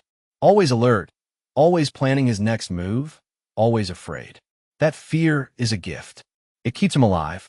I've seen geniuses fall because they believe they were invincible. But cowards? Cowards live longer than empires. The Empress's words settled in Li Yao's mind like a seed. She didn't fully understand, but she trusted the Empress's judgment. That trust was enough for now. As this inner dialogue unfolded, Gu Hanming caught her momentary lapse. His eyes gleamed as he saw the opportunity. A crack in her concentration, however small, was all he needed. Without hesitation, he lunged, fists charged with spiritual energy so dense the very air warped around them. Li Yao's eyes closed, her body still as death. Gu Hanming grinned. She had given up, but when he was 2 meters away, her eyes snapped open. A surge of energy erupted from her body, and her blade lit up with brilliant blue light. The shadows around her danced. The ground trembled, and the very sky above seemed to dim beneath the pressure of her rising aura. You're right, she said, her voice unwavering. It's time to end this. And with that, she moved. Xiang Yu stood frozen, blood dripping from the knife clenched in his trembling hand, his chest heaving with frantic breaths. The third body lay twitching behind him, throat torn open, crimson soaking into the earth like spilled wine. He hadn't meant to fail. He had moved as he had before, silent, decisive. But this time, luck had abandoned him. The blow had gone wide, shattering a shoulder instead of skull. The scream that followed had torn through the forest like a beacon, summoning death to his doorstep. And now it stood there, cloaked in shadow. So this is where you were. The voice was cold, emotionless, like a sword pulled from snow. Xiang Yu turned slowly, his pulse pounding so loudly it nearly drowned out the world around him. His gaze met the speaker's. One of the remaining disciples. Older, taller, sharper in presence. This one radiated danger. Third layer body refining, maybe higher. Xiang Yu's instinct screamed at him to run, but his legs refused to move. The disciple took a step forward, his eyes flickering to the body behind Xiang Yu, then down to the blood-slick knife in his hand. "You killed them?" he asked, as if he could hardly believe it. Xiang Yu said nothing. There was no point. "You killed outer sect disciples. You, a talentless mortal. That means I get to kill you without consequence." The disciple cracked his knuckles, smirking. Xiang Yu's fingers tightened around the hilt of his knife. He wasn't ready for a direct fight. He never would be. But there was no more hiding, no more perfect ambushes. Now, it was just him, a blade, and survival. Elsewhere, Li Yao's sword pulsed with residual energy, casting ghostly light across the clearing as the dean's ashes scattered on the wind. The blue flame she had conjured burned with ruthless purity, leaving no trace of Gu Hanming's existence. She stood above where his body had once been, silent, her chest rising and falling as the tension slowly drained from her limbs. It was over. She glanced at the items she had retrieved before incinerating the corpse. Trinkets mostly low-grade pills, a few spirit stones, and an inferior talisman. A core formation cultivator should have carried more valuable treasures, but perhaps the dean had left his better belongings behind. Or perhaps he had truly fallen from grace long before this confrontation. Either way, she gathered everything. If not for herself, then for her senior brother. He needed every edge he could get. She turned, ready to leave, when the scream echoed through the forest. Her breath caught. A man's scream, raw, pained, unmistakably Xiang Yu's. She was already moving before the thought finished forming. Her spiritual energy surged, pushing her forward like a storm given form. Branches whipped at her face, her robes trailed behind like comet tails, but she didn't stop. Couldn't stop. Her mind raced as fast as her feet. Xiang Yu had survived this long. Somehow, he was still alive. But that scream, that wasn't a wounded animal or a stage cry. That was real. That was pain. And she would not arrive too late. Not again. Not like her family. Not like before. She burst through the underbrush, blade drawn, eyes glowing with resolve. Whatever lay ahead, whoever dared raise a hand against her senior brother, would soon discover that death moved faster than mercy. So this is where you were. The voice hit Xiang Yu like a dagger of ice down his spine. His body stiffened, dread crawling up his throat as he turned toward the sound. How had he been found so quickly? The others had split up. He made sure of it. He thought this particular pursuer had wandered far enough to lose track of him. And yet, there he stood, smugness practically radiating off his posture. "I thought it was weird I couldn't catch up to you," the man said, his tone self-satisfied. "So, I decided to double back." Xiang Yu groaned internally. Great. This one had actual brain cells. That was inconvenient. In a proper cultivation novel, these guys were supposed to be arrogant morons who walked into traps like blind ducks in a lightning storm. Unfortunately, this one had broken a mold. Still, it was just one opponent. Xiang Yu inhaled slowly and raised his knife, trying to calm his heartbeat.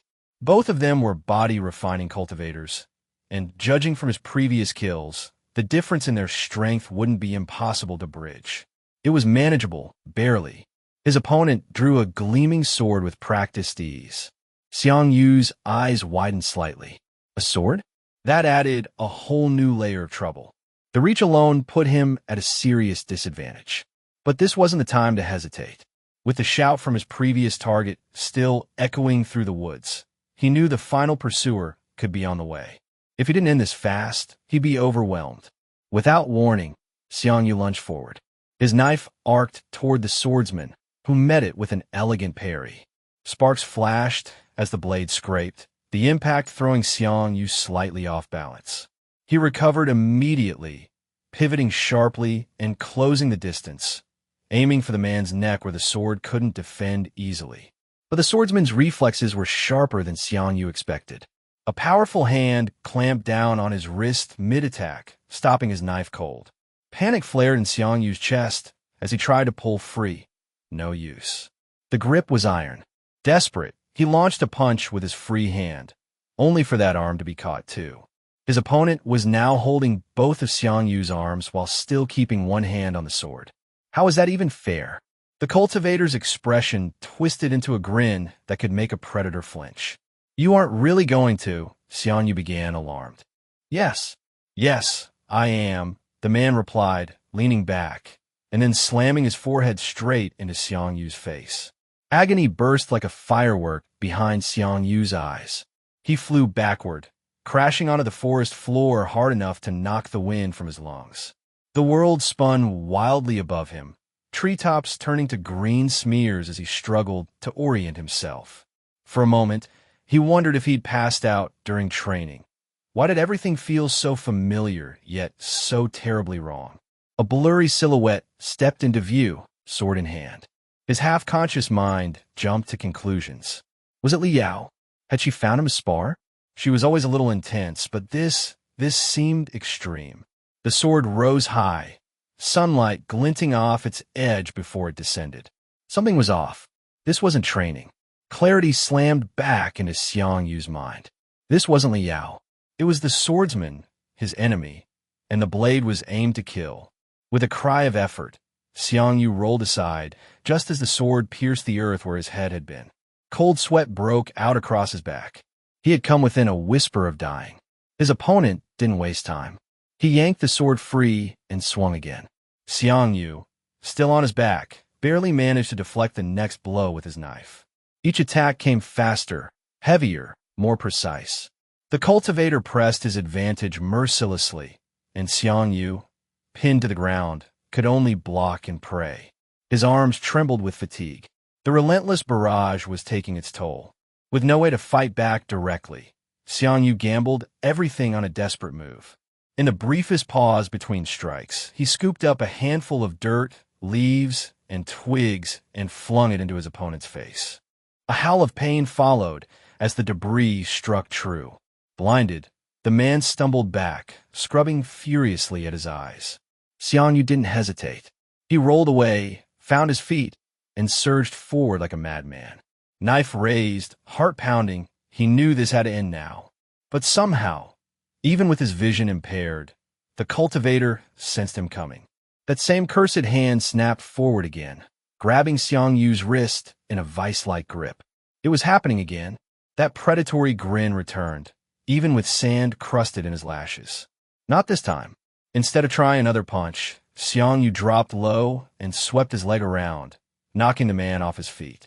The cultivator hit the ground hard, but even as he fell, he slashed upward. The blade pierced Xiang Yu's shoulder. White-hot pain exploded through his body. His knees nearly buckled, but he gritted his teeth and pushed forward, forcing the blade deeper into himself to close the distance. He dropped onto the fallen man's chest, pinning him beneath his own injured weight. The sword was stuck between them now, no longer a threat. Panting, blood trickling from his mouth, Xiang Yu gave a lopsided smile.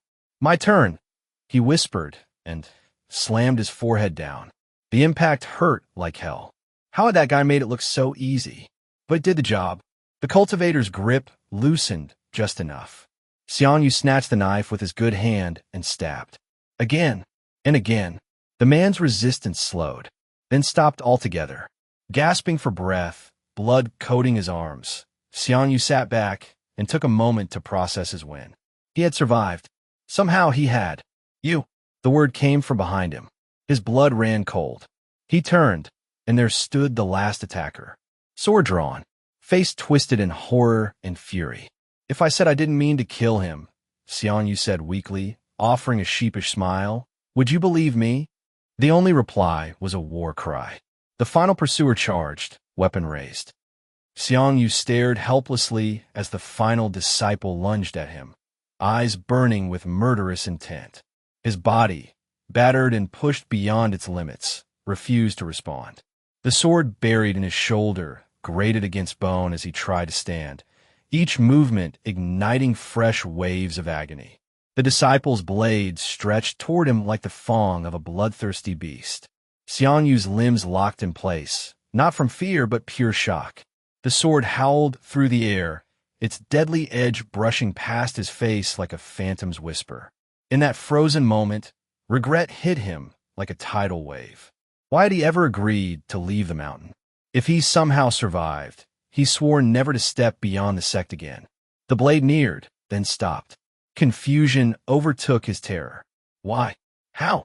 The answer revealed itself in a horrific instant as the disciple's head flew from his shoulders, trailing blood in a crimson arc. The body crumpled to the forest floor with a dull thud. Xiang Yu raised his gaze slowly. Where the attacker once stood, Liao now stood, her figure bloodied and battle-worn, more beautiful to him than anything he'd ever seen. He had truly believed he would die. "Senior brother," she called, sliding her sword back into its sheath and running to him. "Are you okay?" Her eyes searched his wounds with fierce concern. "I'm fine, just a scratch," he said weakly, attempting to push her away with his good arm. She didn't budge. Liao pulled a pill from her pouch. "This will hurt," she warned, gripping the sword embedded in his shoulder. Before he could protest, she tore it free. White-hot pain ripped through him, a scream bursting from his lips loud enough to scatter birds for miles. Quickly, she pressed the pill to his lips. He swallowed. Warmth bloomed inside him, radiating like sunlight through his veins. His exhaustion vanished. Even the wound closed completely, smooth skin replacing mangled flesh. Xiang Yu stared in disbelief. Such a pill had to be unimaginably valuable. His junior sister had saved him without hesitation. But even as he looked at her smile, a sigh escaped his heart. It wasn't that he didn't like her, he did. But one outing with her had nearly killed him. He couldn't afford another. He searched the corpses, finding only a basic sword manual. It was meager, but anything helped. "What about the other bodies?" Liao asked. Together, they collected the remains. Xiang Yu dragged two, while Liao managed the rest with ease. In a clearing, she raised her hand. Azure flames erupted from her fingers, consuming the corpses until not even ash remained. Their return was nothing like their earlier stroll. Liao summoned her sword and floated effortlessly above it, gesturing for Xiang Yu to join. Awkwardly, he did. The blade rose smoothly, soaring through the clouds. Under normal circumstances, he would have been awed by the flight, but tension gripped the air between them. Liao was silent, her face unreadable. Xiang Yu studied her profile, puzzled. Her clothes bore signs of combat, but she seemed unharmed. What was she thinking? They landed at the sect boundary, descending in silence. Wordlessly, they began walking. As they passed the gate, Xiang Yu exhaled, a soft sigh. Liao noticed immediately, her eyes flicking toward him. The Empress's words echoed in her mind. He walks through a town festival as if expecting a meteor to fall on his head. She'd thought it an exaggeration. Now she wasn't so sure. They reached the base of Mountain Heart Pavilion. Suddenly, Liao stopped. Xiang Yu bumped into her. "Senior brother," she said, turning to face him, her eyes sharp. "Did you enjoy our date today?" Xiang Yu blinked. "Yes, it was nice." "If you enjoyed it, why were you so tense? You kept looking around like we were about to be ambushed." He hesitated, then sighed. "I was just scared. It was my first time leaving the sect." A small smile returned to her lips. "Then, do you want to go on another date?" He said nothing. Her smile faltered. "You said you liked it. So, why don't you want to go again?" Her voice trembled. Tears welled in her eyes. Panic hit Xiang Yu. He couldn't afford to upset her. He needed a way out, one that didn't anger the protagonist. He stepped closer, gently brushing a tear from her cheek. She stilled. "I was scared," he said softly. "I was afraid something would happen to you, and I wouldn't be able to protect you." Her expression brightened. "Really?" He nodded. "It's okay," she said warmly. "You don't have to protect me. I can protect you, just like today." He shook his head. "I've liked you for a long time," he confessed, watching as her face flushed. "But you're the sect genius. I'm no one. I don't feel worthy." She opened her mouth, but he continued confidently. That's why I've decided to cultivate, to become worthy. And when I'm the strongest in the world, I'll marry you." Her eyes sparkled. "Do you promise?" "I promise." Joy lit her face. With a gleeful laugh, she spun and ran up the path. "Don't forget your promise," she called back. Xiang Yu watched her go, then began climbing at a slower pace. His words weren't all lies. If he did become invincible, maybe he would marry her. She was beautiful, kind, and had saved him twice. But for now, one thing was certain. He would not leave the sect again. Not for anything. His lips curled into a smirk. This relationship might just be the perfect excuse to stay inside and cultivate forever. Xiang Yu lay sprawled across his bed, eyes fixed on the ceiling, unmoving. Though his body had fully recovered, thanks to the miraculous pill from Liao, his mind was still reeling. The day's events echoed in his thoughts like an unending storm. What was meant to be a simple outing had spiraled into chaos. An ambush, a brush with death, and a flurry of violence had shattered his illusion of safety. He could still feel the cold edge of steel grazing his skin and memory, still hear the whistle of blades aimed for his life. He clenched his fists. This world was merciless, and talentless cultivators like him had no place in the open. He wasn't meant to fight head-on or chase glory. No, he would keep his head down, grow steadily, and wait for his moment to rise from the shadows. "I need to train harder," he thought, but the weight on his chest said otherwise. His body screamed for rest, and for once he didn't resist. Sleep overtook him in moments, his muscles loosening as dreams claimed him. Elsewhere in the sect, in the dining hall of Mountain Heart Pavilion, Eldegua and Li Yao sat in near silence, poking at their breakfast. Eldegua kept glancing at the empty seat across from them. "Where's your senior brother?" he asked, puzzled. It's not like him to skip morning training. The absence felt strange. Lately, Xiang Yu had been relentless in his cultivation, to the point that his determined presence had become part of the pavilion's daily rhythm. Eldegua had grown used to hearing his movements at dawn, and more urgently, he had grown used to Xiang Yu handling the cooking. Liao caught the change in tone. Not long ago, her senior brother had been considered the laziest of all the disciples. Now, even Eldegua acknowledged his diligence. She felt proud and just a little frustrated. "We were attacked on our way back," she said calmly, as if talking about the weather. "He's probably still shaken." Eldegua's brows shot up, but seeing them both unharmed, he figured the attackers had been dealt with. He didn't press for names. Some things were better left unspoken, especially if the truth was politically inconvenient. A few bites later, the elder gave up on Li Yao's cooking, grimacing as he set his chopsticks down. "I'm going to cultivate," he muttered, barely hiding his relief. "Take care of your senior brother." Liao nodded as he left, her eyes tracking his exit. Once she was alone, she looked up, her voice steady and purposeful.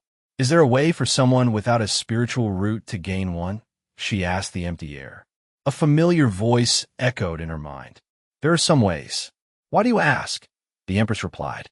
"Senior brother said he'd marry me once he's the strongest. But without a spiritual root, that'll never happen. Right?" "Huh. I hadn't thought about it like that," the Empress mused. "I want to help him," Liao said firmly. "If he can't become the strongest on his own, then I'll make him the strongest." A pause. "Then, there are methods, but they require high-level cultivation. You're not ready for that yet." Liao's expression fell. However, the Empress added, "There is something else. Not as reliable, but there's still a chance." Liao's eyes lit up. "What is it? Tell me." "The rebirth pill," the Empress replied. "It's usually used by soul and body integration cultivators trying to ascend, but it has a rare side effect." She continued, "It nourishes the soul and body, restructuring them. And during that process, there's a small chance it can awaken a spiritual root in someone who lacks one." "But there's still a chance?" Liao pressed. "A very small one," the Empress admitted. "Where can I get it? Do you have a recipe?" "I do, but you need to be in the Tribulation Transcendence realm to refine it. However, I know a shortcut." Liao leaned in. "Ow! There's a tomb belonging to a Tribulation Transcendence cultivator. The pill might be there." but you'll need to reach the golden core stage to survive the tomb's defenses. Liao fell quiet. Then she clenched her fists, a fiery determination flashing in her eyes. Golden core? I'll get there in no time. Without another word, she turned and headed for her room, her steps sharp with purpose. Watching through her eyes, the Empress marveled. The once complacent genius was now burning with a new fire. Her cultivation was advancing faster than ever before. At this rate, the Empress thought her own revival might come sooner than she had dared to hope. Name, Xiang Yu. Realm, body refining, second layer. Species, human. Spiritual root, null. Techniques, basic knife technique. Intermediate, 70/300. Scriptures, Mountain Heart Scripture, second layer, 3/200. System function, Double EXP, cooldown, 24 hours. A/N. These are the last seen stats, just a refresher in case you forgot. Name, Liao. Realm, Foundation Establishment, Peak. Species, human. Spiritual root. Techniques. Scriptures. A translucent blue notification shimmered into Xiang Yu's vision, pulling him from the depths of sleep. Calculating settlement. His eyes opened instantly, darting across the room. It was familiar, the worn walls of his simple chamber, the cool morning silence, nothing out of place. He exhaled slowly and rubbed his face, still heavy with the remnants of uneasy dreams. Images of blood and steel lingered at the edge of his mind, unsettling but vivid. Not quite nightmares, but far from peaceful. Those memories only reinforced one truth. He needed power. Real power. Power that wouldn't rely on the kindness or strength of someone else. The system responded in kind. Calculation complete. Mountain Heart Scripture. Second layer, 11/200. 22/200 plus 11. Basic knife technique. Intermediate, 100/300. Intermediate, 200/300 plus 100. Experience points doubled. Next settlement, 23 hours, 59 minutes, and 59 seconds. He blinked. 30 points gained in his knife technique alone. Even though he hadn't practiced at all, he thought back, just like after his first real battle. It was combat that accelerated his growth the most. Fighting wasn't just risky, it was rewarding. Still, he shook his head. Tempting as it was, relying on combat to grow faster was a dangerous gamble. A single mistake meant death. There had to be a safer way. His gaze shifted to the Mountain Heart Scripture's progress, 11 points gained. But how? 3 had existed before the settlement, and 3 more would have come from his knife technique's 30-point gain through the passive conversion. That was only 6. The other 5? His eyes widened. The pill, the one Liao had given him. It hadn't just healed him, it had directly improved his physique. 5 points of improvement in the body-refining scripture were worth more than 50 points in a weapon technique. A rare and incredible boost. He smiled faintly. Thanks, junior sister. With a thought, his full status appeared. Name, Xiang Yu. Realm, body-refining, second layer. Species, human. Spiritual root, null. Technique, basique knife technique intermédiate 2 cents sur 3 cents. Scriptures, Mountain Heart Scripture, second layer, 32/200. System function, Double EXP, cooldown, 24 hours. His knife technique was now just a day away from reaching major success. But the realization dampened his excitement. The system wouldn't grant more than what was needed for the next stage. The extra 100 points his technique had now wouldn't stack into the next level. In short, tomorrow's Double EXP would be partially wasted. 10 points lost from the overflow, and 10 points that wouldn't be converted into scripture progress either. Still, complaining wouldn't change anything.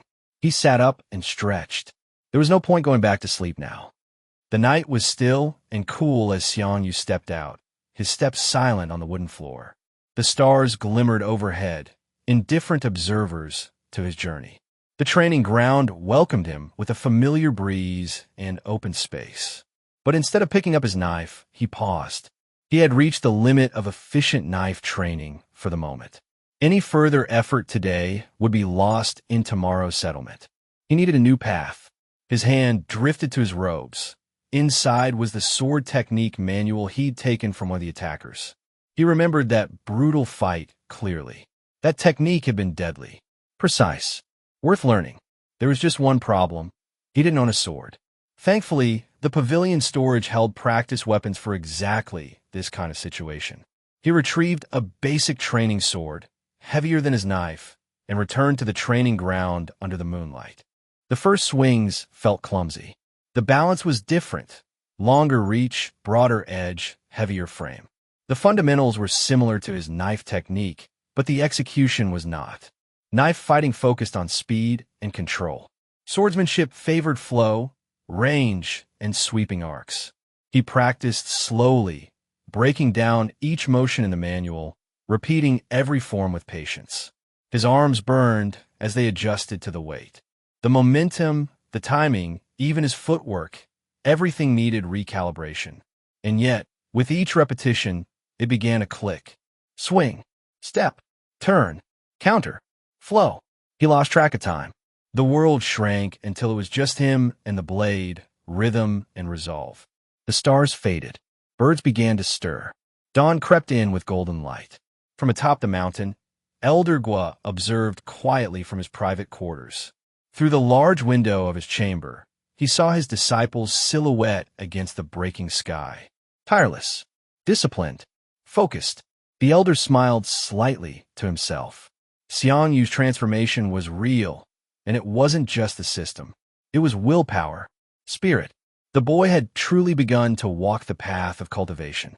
He noticed the sword. So, the boy had found a technique on his own. That saved him the trouble of choosing one to offer. But another thought struck the elder. Xiang Yu's current weapon was temporary. Inadequate. The elder turned, crossing to a nearby cabinet. If nothing else, the boy deserved a proper sword. Down below, Xiang Yu remained immersed in his practice. The sun climbed higher, casting warm light over his sweat-drenched form. His muscles ached, his breath came short, but he didn't stop. Not even for a second. Every swing was a promise to survive, to grow stronger, to control his fate. Under the gentle warmth of the afternoon sun, Xiang Yu moved skillfully through the Mountain Heart Pavilion's kitchen. Each motion was calm, precise. He chopped vegetables, stirred broth, and arranged herbs like it was second nature. For him, this small slice of daily routine wasn't just about food.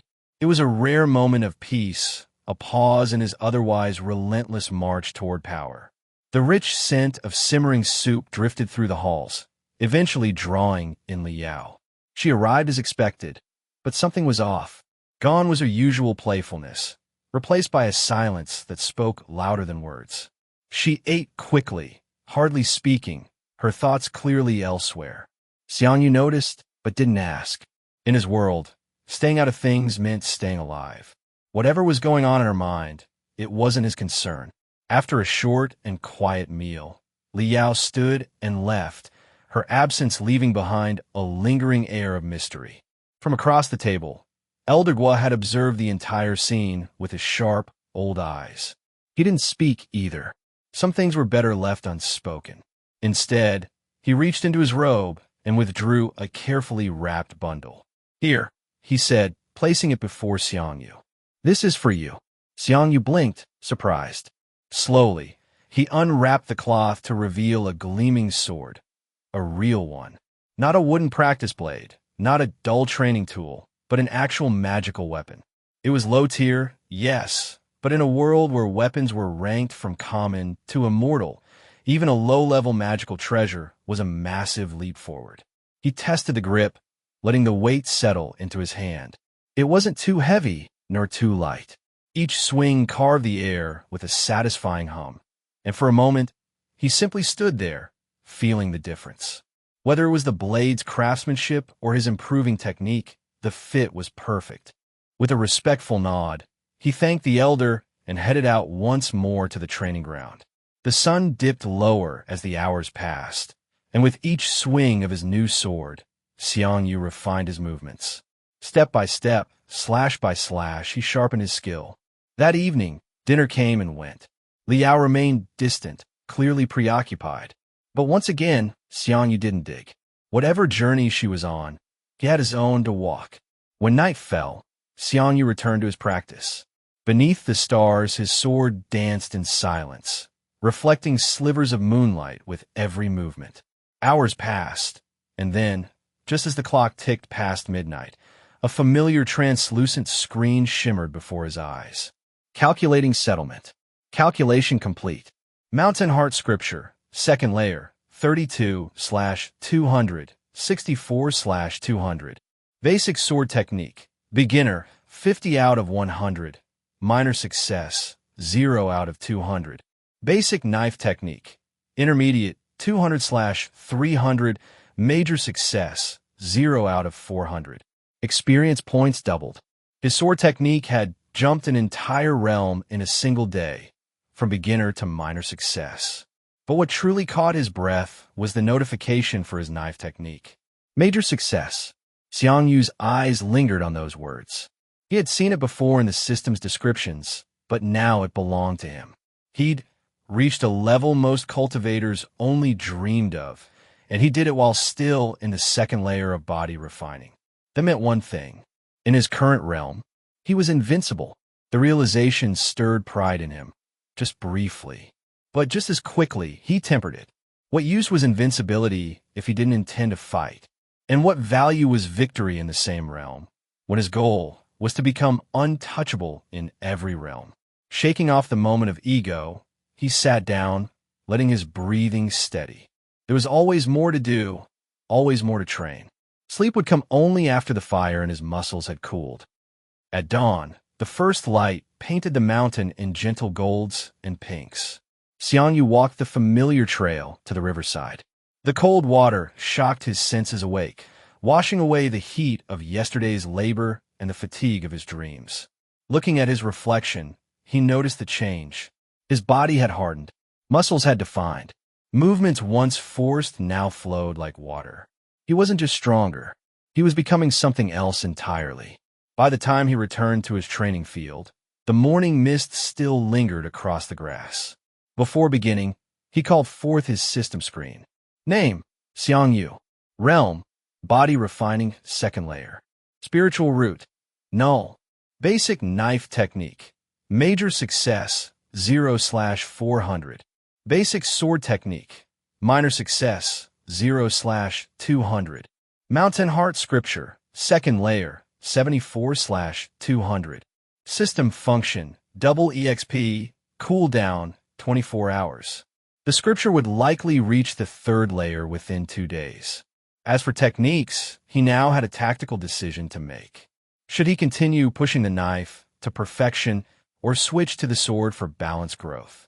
A solution struck him. He'd do both. Knife training in the morning, when his mind was sharpest. Sword in the evening, when he could apply lessons learned from the more advanced technique. He drew his knife and began, each swing cutting through the air with fierce elegance. From his window high above, Elder Gua observed the training ground. His eyes narrowed. Is that major success? He muttered in disbelief. He studied Xiang Yu's movements, the way the boy flowed like water. Each strike flawless, every step exact. The old man leaned forward. There's no way, and yet there it was. Unmistakable. This wasn't the sloppy progress of a struggling outer disciple. This was mastery, pure and undeniable. First, Liao had revealed hidden depths.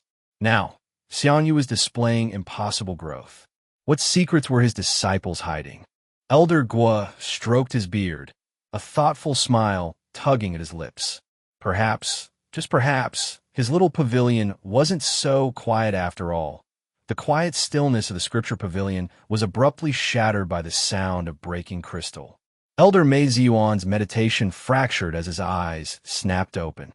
His gaze turned sharply toward the wall of life lamps, each one tied to the soul of a core sect member, glowing steadily until the moment of death. But one lamp had shattered. A cold chill ran through the elder's spine. No, that's not possible, he whispered, rising swiftly from his meditative pose. Gu Hanming is dead. His face, usually composed like still water, was twisted in shock. Without hesitation, he stormed down the pavilion steps, his robes billowing behind him. He headed straight to the scripture hall, but instead of the familiar presence of the sect dean, only a young disciple sat there, trembling under his gaze. "Where's the dean?" Elder May's voice was low, but it carried the weight of mountains. The disciple jumped to his feet, clearly terrified. He said he had something urgent to handle. "He left me here to watch over the hall." Elder May narrowed his eyes. "What thing?" The boy stammered, sweat pouring down his neck. I don't know, but I heard he went after someone. Liao. She killed his brother. He went to ambush her." Silence fell, and then the table exploded beneath Elder May's palm. "Idiot!" he roared, the force of his rage distorting the air. His breath came hard and fast as he processed the implications. Gu Hanming had acted without orders, driven by vengeance, and now he was dead. A core formation cultivator gone just like that. All their resources and efforts spent cultivating him into position wasted. "Go," Elder May snapped. "Find out whether Li Yao returned." The disciple bowed clumsily and fled. Alone, Elder May sat in the broken silence, fingers steepled under his chin. This wasn't just a personal loss. It was a threat to their long-laid plans. If Li Yao could kill a core formation cultivator now, who knew how dangerous she'd become in the future? She needed to be dealt with, sooner than expected. Meanwhile, on the training ground bathed in soft light, Xiang Yu's blade danced through the air. Each cut was clean, each movement honed. His practice was no longer just repetition, it was refinement. The knife moved as if it were part of his body, a whisper through the wind. Morning passed into noon, and noon into dusk. He trained without pause, save for meals. He noticed Li Yao's absence at dinner, but didn't dwell on it. She had her path. He had his. He'd long ago decided to avoid entanglement in any protagonist's grand narrative. After eating, Xiang Yu switched to sword training. The magical blade Elder Gua had gifted him shimmered faintly in the moonlight as he practiced. His body moved instinctively, drawing from the foundation built by his knife mastery. The transition felt natural, familiar, even elegant. He didn't question it. He simply adapted. Sword and knife weren't the same, but their principles overlapped. As he trained, his movements grew smoother, his form more balanced, his cuts sharper. By midnight, he was still at it, focused, sweat-drenched, unwavering. And then, the blue screen appeared before his eyes. Calculating settlement. Calculation complete. Mountain Heart Scripture. Second layer, 75/200. Second layer, 150/200, plus 75. Basic knife technique. Major success, 5/400. Major success, 10/400, plus 5. Basic sword technique. Minor success, 20/200. Minor success, 40/200, plus 20. Experience points doubled. Next settlement, 23 hours, 59 minutes, and 59 seconds. Xiang Yu studied the results calmly, yet keenly. His Mountain Heart Scripture had advanced by 75 points, a massive leap, pushing him close to the breakthrough to the third layer. Most of that gain came from the double conversion of his day's training. The knife technique, despite only casual use today, had progressed slightly, a testament to his previous mastery and the lingering effects of perfect repetition. And the sword technique, 20 points. Remarkable, considering the short hours he'd trained with it. But what intrigued him most was the source of his progress. Despite increasing difficulty, he was growing faster than ever. He closed his eyes, considering a theory. Perhaps it wasn't just his muscles or mind adapting. Perhaps it was something deeper, his very comprehension improving. Cultivation wasn't just strength. It was understanding, enlightenment. And then, as if to confirm his suspicion, a new line of text shimmered into view. Enlightenment. Low, 1/1000. A spark of realization lit in his mind. Enlightenment. So that was it. A hidden stat, finally revealed. Xiang Yu stared at the words, the implications rippling through him. If this number rose with each practice session, he might be able to master even more powerful techniques faster than anyone else. Not because of talent, not because of destiny, but because he trained harder, sharper, smarter, and the system noticed. He smiled faintly as he summoned his full status screen. Name, Xiang Yu. Realm, body refining second layer. Species, human. Spiritual root, null. Enlightenment, low 1/1000. Techniques, basic knife technique. Major success, 10/400. Basic sword technique. Minor success, 40/200. Scriptures, Mountain Heart Scripture, second layer, 151/200. System function, Double EXP, cooldown, 24 hours. Progress, pure and undeniable. His eyes gleamed, not with arrogance, but with quiet certainty. He wasn't destined for greatness. The night air was crisp, the sky scattered with stars, and yet Xiang Yu stood motionless, his eyes locked onto the glowing status screen floating before him. His breath caught as he focused on the new edition. Enlightenment, low 1/1000. A single, unassuming line, yet it held within it the key to transcendence. Unlike other stats that required study or experimentation to grasp, this one came with an automatic download of insight. Enlightenment, a measure of comprehension ability, not brute force, not talent, not luck, but the cultivator's capacity to perceive, understand, and integrate the very principles that shaped the heavens and earth. He'd been right. This was what allowed one to learn faster, master stronger techniques, and walk the higher path. And now he had it. 1 point. Just one. But it was more than enough. He clenched his fists slowly, feeling something stir beneath his skin. Not power, but potential. Previously, his mastery over basic techniques had required relentless effort and disciplined grind. But now, a deeper connection had formed between body and technique, between thought and execution. His comprehension speed had spiked. And this was only the beginning. The grin that spread across his face was equal parts joy and ambition. If 1 point makes this much difference, what about 10, or 100, or 1,000? He began calculating in his mind. Each point doubled daily. His EXP system didn't just affect combat. It affected this new stat too. With time and strategy, even without a spiritual root, he could rise above anyone who had one. Then he froze. His heart thumped once, slowly. A dangerous thought had just crossed his mind. He exhaled sharply, closed his eyes, and began his mental recitation. I am not the protagonist. I do not chase fate. I do not tempt heaven. Each word reinforced his foundation of rationality, cooling the fire of excitement before it turned to arrogance. This discipline, his true advantage, kept him steady. Only once the last affirmation passed his lips did he allow himself to relax. Tomorrow, he would continue with a clear head. From a neighboring chambers, Elder Gua observed the strange expressions flashing across Xiang Yu's face. First joy, then intense focus, then complete serenity. The elder rubbed his eyes. Did that kid just go through a full spiritual epiphany, standing still? He watched a little longer. Nothing happened. He's weird. I don't get paid enough for this. Sighing, Elder Gua leaned back, ready to meditate, but something else tickled the edge of his senses. From Li Yao's quarters, an unusual ripple of spiritual energy radiated outward. So thin it could barely be felt, yet structured, refined. His brow furrowed. Core formation? He almost laughed. Impossible. She just reached foundation establishment. There's no way. He paused. No, she was hiding it.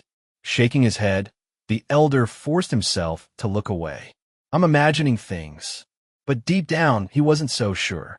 Within her sealed room, Li Yao sat in lotus position, spiritual energy surging around her like a silent storm. Her features glistened with sweat as every muscle trembled in focused effort. The chamber felt like a volcano just before eruption, power compressed to an unbearable degree. Hovering nearby, her ghostly mentor, the Empress's remnant soul, was furiously manipulating invisible symbols in the air, maintaining a formation far beyond the comprehension of ordinary cultivators. Almost there, the Empress muttered. You said that an hour ago. Liao hissed, teeth clenched as her body fought the transformation. You think hiding core formation from the entire sect is easy? The spirit snapped. If I had a body, I could do this in a second. Then go get a body. Working on it. With a final twist of her ethereal fingers, the formation snapped into place. The room dimmed slightly, as if space itself had compressed. Everything outside, sound, chi, spiritual sense, vanished. Nothing could penetrate the concealment. Liao immediately released her restraints. In an instant, torrents of spiritual energy flooded into her, spiraling through her meridians and collecting at her dantian. The pressure grew, her foundations stretching and trembling under the rising tide. Core formation wasn't just about accumulating power, it was a rebirth. Her body groaned as each meridian strained to capacity. A weaker cultivator might have imploded at this stage, but her foundation was unusually robust, perfectly constructed, precisely tempered. It demanded more energy, yes, but promised greater results. Even the Empress seemed caught off guard. Her spectral eyes widened as she observed the transformation. Her foundations better than mine was? A flicker of genuine awe crossed her face. And pride. Maybe, just maybe she won't just be my vessel. Maybe she'll surpass me entirely. As the chi storm reached its crescendo, Liao's body flashed with brilliant light. Then everything went still. Her core had formed, and the world would never see her the same way again. The first light of dawn filtered through the windows, casting a warm glow over the chamber as Liao slowly opened her eyes. The air shimmered with residual chi, and colorful spiritual mist still curled around her form. She exhaled softly, releasing the final traces of energy that signaled the end of her breakthrough. She had succeeded.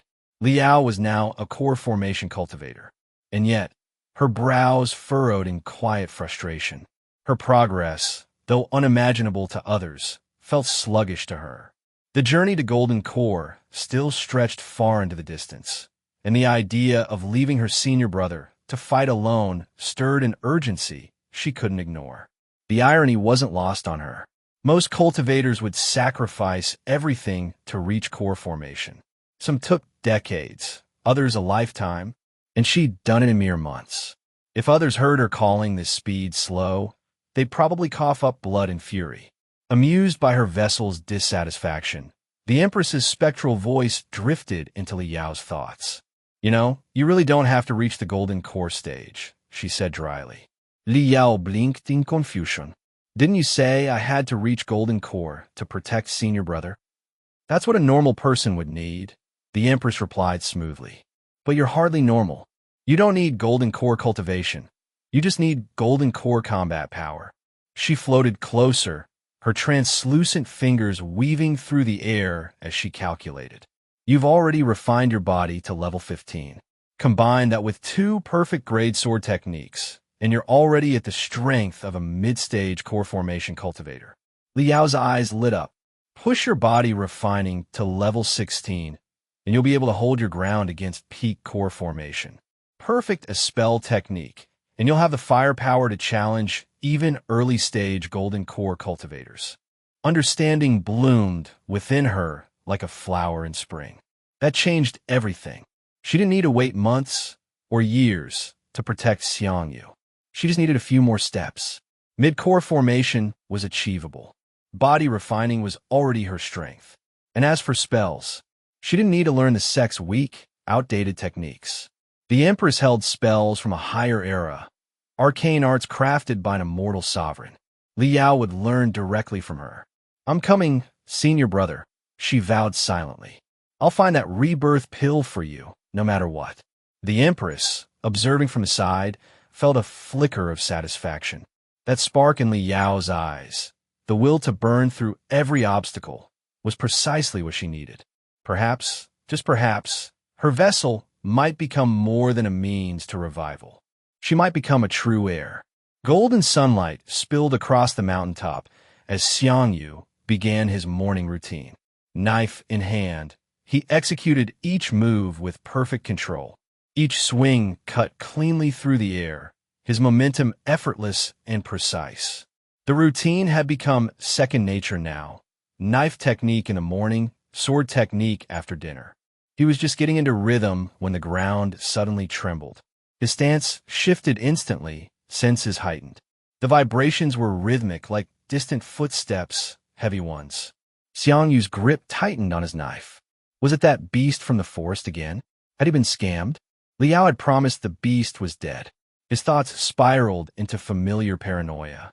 I knew it. First the forest day trap, now this. I'm filing a formal complaint. Emotional damage, physical trauma, even PTSD. The underbrush rustled violently, and he braced himself. But instead of a monster, out stepped his junior sister, hauling a giant boulder behind her like it was a sack of rice. Xiang Yu's eyes bulged. She wasn't using qi. No aura. No spiritual force. Just raw, brute strength. She must be at least 12th layer body, refining, he calculated on instinct. The weight alone would crush most foundation establishment cultivators. He quickly tucked his knife away and walked over with forced calm. Junior sister, what exactly are you doing? She beamed. I was going to train my body refining and thought I'd keep senior brother company. Xiang Yu's heart warmed a little. That's thoughtful. How are you planning to train? She gestured at the boulder. Reps, of course. Lifting it up and down. Xiang Yu blinked. There's a scripture for that. Liao tilted her head, confused. You don't need a scripture to work your body. As long as you push yourself past the limit, you'll improve. That sentence hit Xiang Yu like a slap. All this time, he'd been following the Mountain Heart Scripture's intricate, often humiliating techniques. Hopping on one leg, holding awkward poses, doing motions that looked like he was possessed. But he could have just lifted heavy things. His knees buckled as he fell to the ground in despair. Senior brother, are you okay? Liao knelt beside him in concern. Xiang Yu's face was pale. It all makes sense now. I thought my knife practice was helping my scripture, but it was the physical training that pushed my body forward. I've been a fool. She tried to console him. Don't worry. Only Master and I saw it. And Master definitely forgot. I'm the only one with the memory crystal. Her words trailed off. Xiang Yu's head turned slowly, eyes narrowed. Memory crystal? Liao took a nervous step back. It's just a small recording, nothing major. Think of body refining as training your body, like working out in the gym. The other cultivation stages, like qi gathering or core formation, are all about upgrading your weaponry. Without qi, even a high-stage cultivator might be weak. But a strong body? That stays with you, even if your energy is sealed. That's the terrifying part about body cultivators. They're always dangerous, even barehanded. Senior brother, please stop. I was wrong.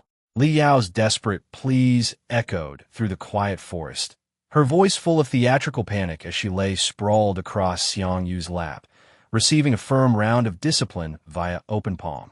How dare you make fun of your senior brother? Xiang Yu scolded, each word punctuated by a sharp smack that echoed with righteousness. The discovery of the memory crystals, recordings of his most embarrassing Mountain Heart scripture poses, had been the final straw. This punishment wasn't just justice. It was self-respect. I was wrong. Liao cried again, tears in her eyes and mischief in her heart. Though she squirmed convincingly under his hand, her internal monologue painted an entirely different story. Senior brother is being way too assertive right now, she mused with glee. If he knew what I was into, he'd be terrified. Hovering invisibly nearby, the Empress let out a sigh that came from the very depths of her spectral being. This girl is hopeless. Where are the memory crystals? Xiang Yu demanded, eyes narrowing with stern authority. Liao sniffled and reached into her pouch, presenting it with suspicious ease. Right here. He opened the pouch and pulled out several glittering crystals. One look at their contents was all it took. He crushed them in his hand without hesitation, fine dust scattering through the wind. No, Liao wailed, her anguish exaggerated like a tragic opera heroine. Yet behind the veil of her despair, a quiet chuckle rumbled in her thoughts. Foolish senior brother. Did he really think I'd only make one set? Satisfied that justice had been served, Xiang Yu studied his reddened palm with mild surprise. Somehow, despite being the one delivering the punishment, his hand was the one hurting. That girl's body refining really had reached monstrous levels. He glanced at Li Yao, now theatrically sulking against a tree, and felt a rare sense of peace. At least the evidence was gone. One day, he might become someone of great influence. If those recordings were leaked, he would never live it down. Still, something about her surrender had felt too easy. A hint of doubt crept in. Probably just my imagination. With that, he shook it off and turned to resume his training, retrieving his knife.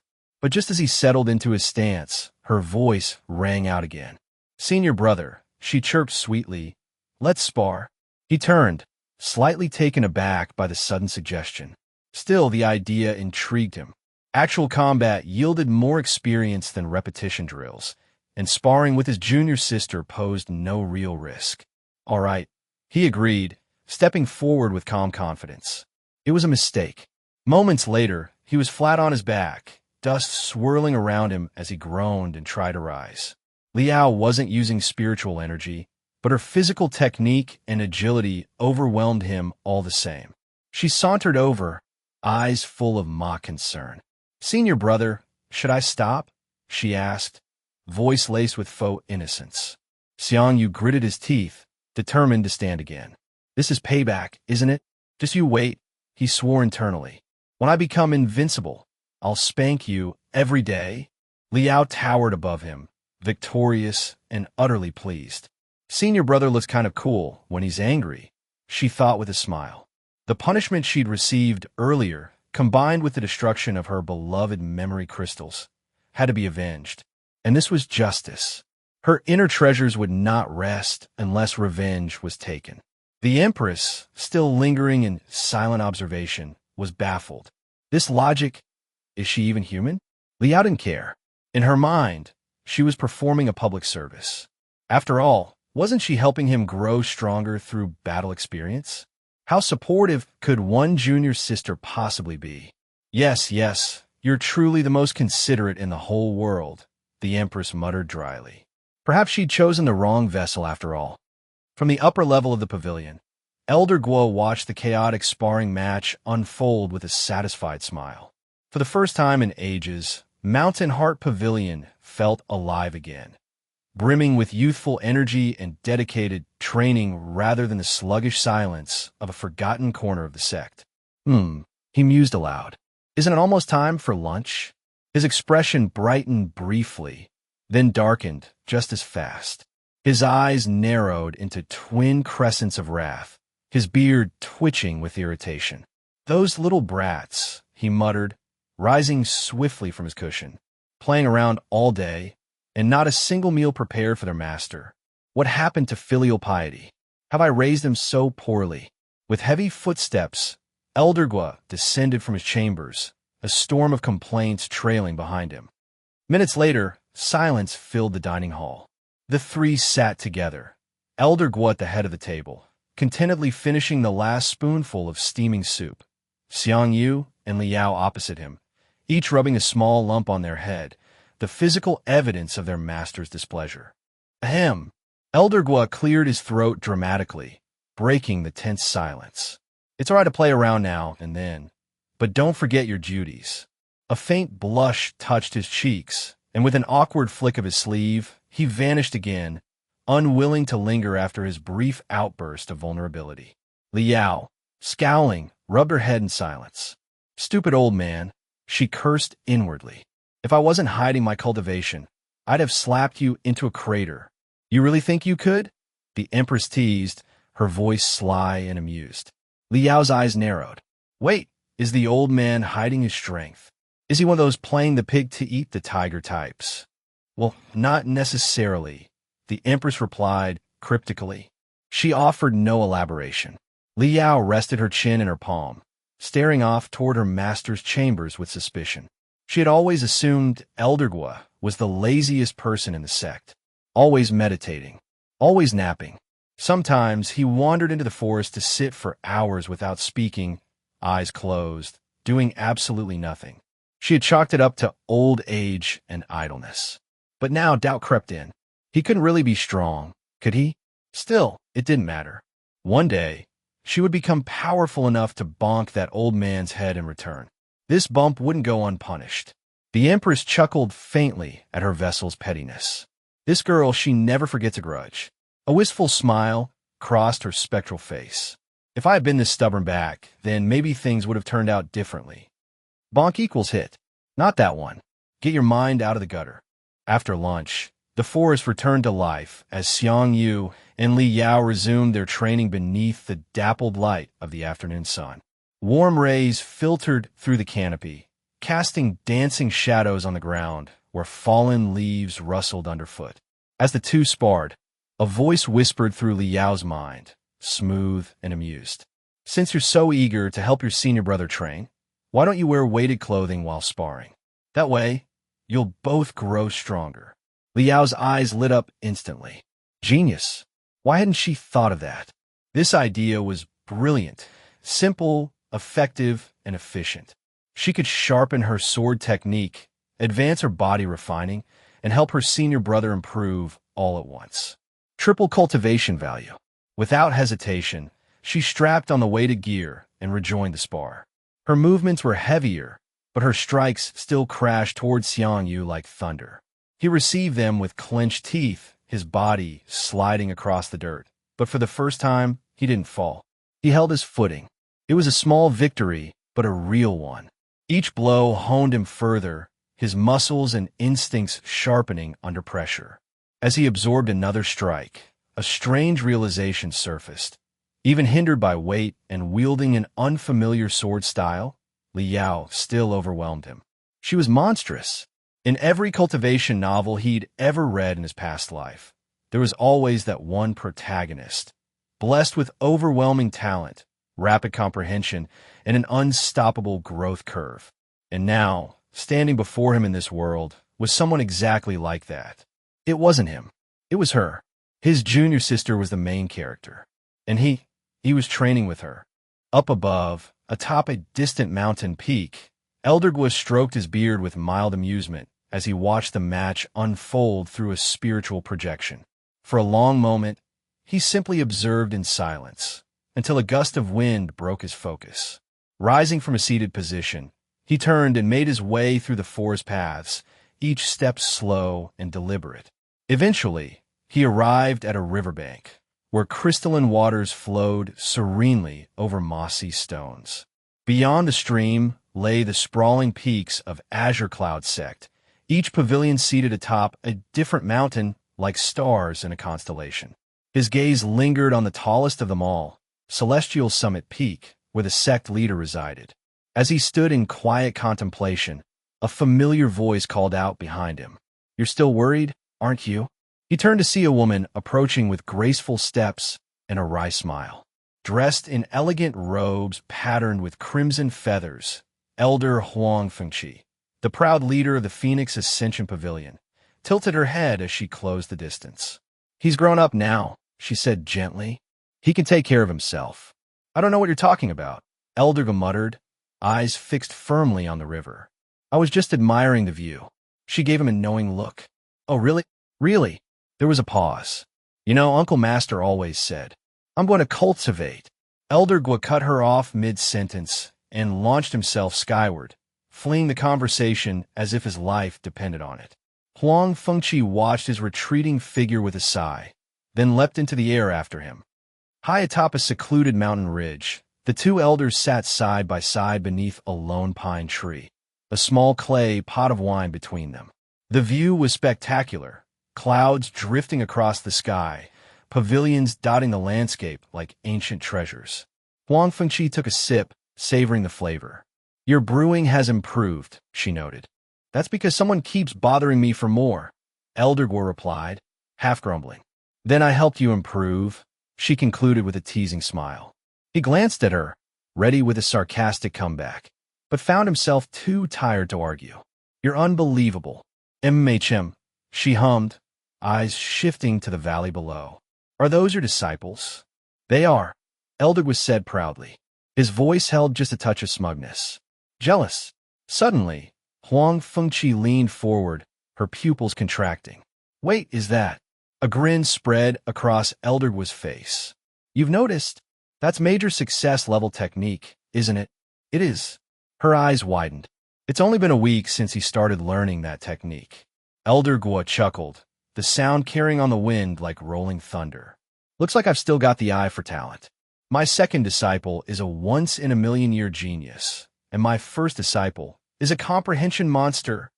But Huang Fengqi didn't laugh with him. Her playful demeanor vanished, replaced by sudden intensity. She seized him by the collar, dragging him toward her. Are you sure about this? She whispered. Her voice was urgent. Of course I'm sure, he replied, confused by the shift in her tone. Why would I lie? She released him slowly, taking a breath. Then came the words that made him choke on his wine. Senior brother, give him to me. What? I want that disciple. Give him to me. Eldergua stared at her, like she'd lost her mind. Are you crazy? Why would I hand over my disciple? Because if his comprehension is as high as you say, then you should let me guide him. You came here to steal my disciple? He growled, backing away. I treat you to wine, I humor your jokes, and you repay me with betrayal? Why not just kill me and take my whole peak too? Oh, can I do that? She asked with mock curiosity, making him leap up in alarm. Relax, I'm joking, she laughed, then pulled a massive scroll from her storage ring and shoved it into his hands. This is research, a technique I've been working on. Eldergua narrowed his eyes. What kind of scam are you pulling now? But as he unrolled the scroll, the mocking retort died in his throat. His eyes scanned the first few lines, then a few more. His expression tightened, then twisted, then froze. By the time he reached the end, his hands trembled slightly. This can't be real, he muttered.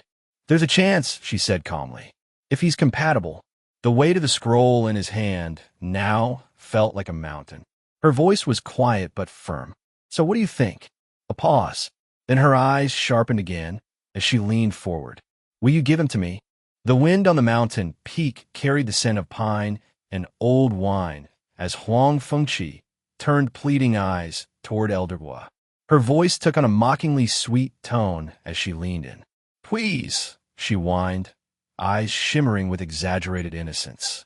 Eldergua leaned away in disgust, one hand pushing against her shoulder like he was fending off a wild beast. Back up. You reek of alcohol, he muttered, settling cross-legged once more with visible discomfort. He took a slow sip from his cup, savoring the familiar burn of the wine. His gaze turned distant, falling upon the training ground below, where two figures clashed beneath the fading afternoon light. I can't give him to you, he said at last. Even if I wanted to. He's not some lost stray I picked up on the roadside. He's my disciple. Huang Fengqi followed his gaze. Xiang Yu once again rose from the ground, dirt clinging to his robes, sweat streaking down his brow. He didn't waver. He didn't complain. He simply steadied himself and charged back in. Eldergua's expression softened. She knew that look. So she asked carefully, then if he agrees, will you let him choose? The old man remained silent for a long while. His mind drifted backward through decades, to the burning village, the smoke, the bodies. The boy he'd found half buried beneath rubble, clutching his mother's corpse. He remembered the silence in the boy's eyes, the stubborn way he refused to cry, even after losing everything. Xiang Yu groaned slowly. With no spiritual roots, he'd been doomed to mediocrity. Yet he trained harder than anyone, never giving up. When a system had finally given him hope, Eldergua had rejoiced quietly, never daring to show too much expectation. But now the boy had a future, maybe even greatness. What kind of master would deny him that? After a heavy pause, Eldergua exhaled. Sure, he said simply. It was a word forged in reluctance and affection. Huang Fengqi lit up like a fireworks array, leaping to her feet with energy that belied her age. I knew you'd say yes, she cheered, unable to contain her grin. You're always so grumpy, but soft underneath. But her glee dimmed as she looked again at Xiang Yu's stubborn back, that unyielding resolve carved into every movement. Her senior brother saw something in the boy, something that reminded him of himself. And wasn't that the same reason their own master had chosen them all those years ago? She set the thought aside and grabbed Eldergua's hand. Let's go then. What are we waiting for? He didn't move. What's the rush? Eldegwa said calmly. Let them finish training. We'll go down at dinner. Dinner? Huang Fengqi blinked. You eat mortal food? Eldegwa's chest puffed with pride. Why wouldn't I? My disciple cooks better than most five-star chefs. She rolled her eyes. Probably just edible at best. It was in fact divine. Huang Fengqi stared at her empty plate, stunned. She hadn't even realized she'd finished the entire dish until her spoon scraped porcelain.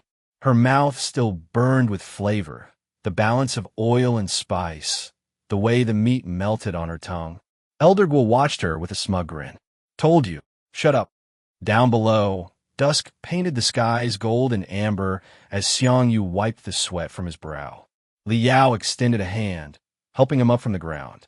Wordlessly, they walked side by side toward the kitchen, footsteps slow and synchronized. Inside, warm firelight welcomed them. They slipped into familiar rhythm. Li Yao prepping vegetables and heating water. Xiang Yu focused on the main dish. Tonight, pork belly. His specialty. He worked with fluid ease, seasoning and slicing, flames dancing beneath his wok.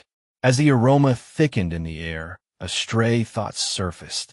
Could cooking earn experience points too? He chuckled at himself. No system prompt ever appeared when he roasted pork.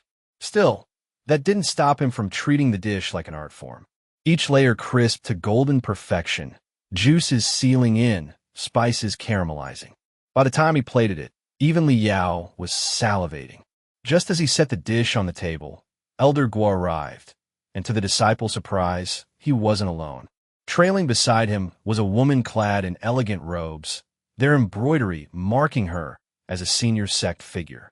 Her posture radiated composure and command. Xiang Yu blinked. Did Master bring a date? Li Yao clearly had the same thought. She nudged him, grinning. You brats better not be thinking weird things. Elder Guo barked. His frown deepened as he noticed their suspicious expressions. Who us? Xiang Yu said innocently. We were just wondering when Master got himself a wife. The female cultivator flushed ever so slightly. Li Yao chimed in helpfully. Master always acted so noble and focused. To think he what? Eldergua's voice dropped to a dangerous octave. Li Yao folded instantly. I have misspoken. Forgive me. Eldergua rubbed his temple. You two are going to give me a heart attack someday. Clearing his throat, he turned toward the woman beside him. This is my junior sister, Huang Fengqi. She's the elder of Phoenix Ascension Pavilion. Xiang Yu and Li Yao bowed deeply. Greetings, Aunt Master. Huang Fengqi beamed. Such polite children. From aside, Elder Guo felt the sting of betrayal. Why do they never talk to me like that? He thought bitterly. As they ate, Huang Fengqi took her first cautious bite, and then paused, utterly silent. The pork belly melted on her tongue, soaked in umami and delicate spices. She chewed slowly, reverently. When she glanced down, her plate was empty. What? Xiang Yu noticed, and silently served her a second helping. She lowered her gaze. Thanks, she muttered, trying not to appear too eager. And so, for a brief moment, peace settled in the dining hall. Until, after the final bite, she set her chopsticks down and turned toward Xiang Yu, her expression now serious. Xiang Yu, she said gently but firmly, would you like to take me as your master? The air froze. In the kitchen, a plate slipped from Li Yao's fingers and shattered against the floor. A perfect silence followed. The silence that followed Huang Fengqi's proposal was as brittle as porcelain. Xiang Yu bent down slowly, gathering the shattered remains of the glass plate Li Yao had dropped. His hands moved with careful precision, each piece turned over in his palm, as if he were sorting through more than just broken fragments. He was buying time. Behind him, Huang Fengqi waited patiently, her eyes fixed on the young man with calm intensity. Li Yao stood frozen near the wash basin, heart pounding. Elder Gui simply drank his tea, his expression neutral, too neutral. They had planned this. Xiang Yu placed the last shard on the table, then finally turned to face her. Aunt Master surely jests, he said lightly, tone polite but guarded. No, Huang Fengqi replied, rising from her seat. I'm serious. If you join Phoenix Ascension Pavilion, I'll make you into a genius, on the same level as your junior sister. The room shifted. Liao's eyes widened. Could it really be done? Could senior brother, who had always lagged behind her in cultivation, suddenly stand beside her as an equal? The idea thrilled her and unsettled her. Xiang Yu's breath slowed. He turned toward his master. The silence that followed Huang Fengqi's proposal was as brittle as porcelain. Xiang Yu bent down slowly, gathering the shattered remains of the glass plate Li Yao had dropped. His hands moved with careful precision, each piece turned over in his palm as if he were sorting through more than just broken fragments. He was buying time. Behind him, Huang Fengqi waited patiently, her eyes fixed on the young man with calm intensity. Li Yao stood frozen near the wash basin, heart pounding. Elder Gua simply drank his tea, his expression neutral, too neutral. They had planned this. Xiang Yu placed the last shard on the table, then finally turned to face her. Aunt Master surely jests, he said lightly, tone polite but guarded. No, Huang Fengqi replied, rising from her seat. I'm serious. If you join Phoenix Ascension Pavilion, I'll make you into a genius, on the same level as your junior sister. The room shifted. Li Yao's eyes widened. Could it really be done? Could senior brother, who had always lagged behind her in cultivation, suddenly stand beside her as an equal? The idea thrilled her and unsettled her. Xiang Yu's breath slowed. He turned toward his master. But Elder Gua offered no counsel, no hint of direction, just calm silence. That sealed it. They had already spoken about this behind closed doors. He was being given away. The thought stung more than he expected. And yet, he couldn't deny the weight of the offer. With such backing, his path would no longer be uphill. He would gain resources, recognition, and rapid advancement. The system might even accelerate faster with stronger techniques at his disposal. But then what? He'd be dragged into the spotlight, pulled into sect politics, made to uphold honor and reputation. His every move watched, his every flaw magnified. He would lose what little anonymity protected him now. He would become like Li Yao, the protagonist, and that was the one thing he never wanted to be. Xiang Yu let out a quiet sigh, his thoughts now firmly settled. I'm sorry, he said finally, bowing deeply, but I cannot accept this. His voice rang with conviction. Huang Fengqi blinked. Even Elder Gua's expression faltered for a moment. No, she asked, not in anger, but in genuine disbelief. I already have a master, Xiang Yu replied, his voice calm. It would be improper to take another. That much was true. But the rest? I'm also not that interested in cultivation, he added with a smile that masked the lie. You should give this chance to someone who truly desires it. Huang Fengqi studied him. For a moment, she considered the possibility he was playing humble to win favor. But no, his sincerity was absolute. This wasn't some clever manipulation. This boy genuinely didn't want it. It was absurd. Cultivation was the path to everything in this world. Freedom, safety, power, even survival. And yet, here he stood, rejecting the golden bridge laid before him like it was nothing. Even Elder Gua couldn't hide his astonishment. He had believed Xiang Yu's slow progress stemmed from poor aptitude. But now he wasn't so sure. Perhaps he had misunderstood his own disciple entirely. Still, there was too much at stake. Xiang Yu, Elder Gua said, voice low but firm, why don't you reconsider? Do you intend to live in your junior sister's shadow forever? Xiang Yu glanced toward Li Yao, who watched with held breath. Then he smiled. If that's how it has to be, then so be it, he said simply. I'm sure junior sister won't mind me hiding from the sun in her shadow. Li Yao blinked, then laughed, eyes softening with something dangerously close to affection. Elder Gua sighed deeply. The boy was truly stubborn. Still, he pressed once more. It's because you already have a master, right? He asked, his voice now adopting a sharper edge. Then what if I say I'm no longer your master? Will you take the offer then? Xiang Yu's eyes widened. That possibility he hadn't expected. The world seemed to tilt. His master, his only true guardian in this world, was ready to cast him off, just to give him this chance? Pain surged through his chest, but his voice remained steady. If Master doesn't want me anymore, he said, bowing low, then that's that. Both Huang Fengqi and Eldergua straightened slightly, sensing victory. But then, Xiang Yu lifted his head. Even so, he said, voice firm as stone, I still won't ever accept another master. The words struck like thunder. Liao gasped quietly. Huang Fengqi stared. Eldergua's eyes trembled. A long silence fell. Only the crackle of the fire remained, whispering in the background. Then, finally, Eldergua sat back with a deep, quiet breath. His shoulders lowered, and his eyes gleamed with something deeper than pride, relief. I see, he murmured. I understand. He turned toward his junior sister and met her puzzled gaze with firm finality. I'm sorry, but I can't part with this disciple. And with those words, the matter was settled. He had taken in only 2 disciples in his life, and both had become precious to him. He would not force them forward on paths they refused. If Xiang Yu wished to walk alone, he would support him in silence. If he refused shortcuts and fame, then Eldergua would ensure his safety from the shadows, because that was what a master did. And Xiang Yu had proven himself worthy of one. Huang Fengqi exhaled quietly, her shoulders slumping with reluctant acceptance. Eldergua's words had sealed the matter. Xiang Yu would not become her disciple. Yet even in defeat, the fire in her eyes didn't waver. She had not come this far to leave empty-handed.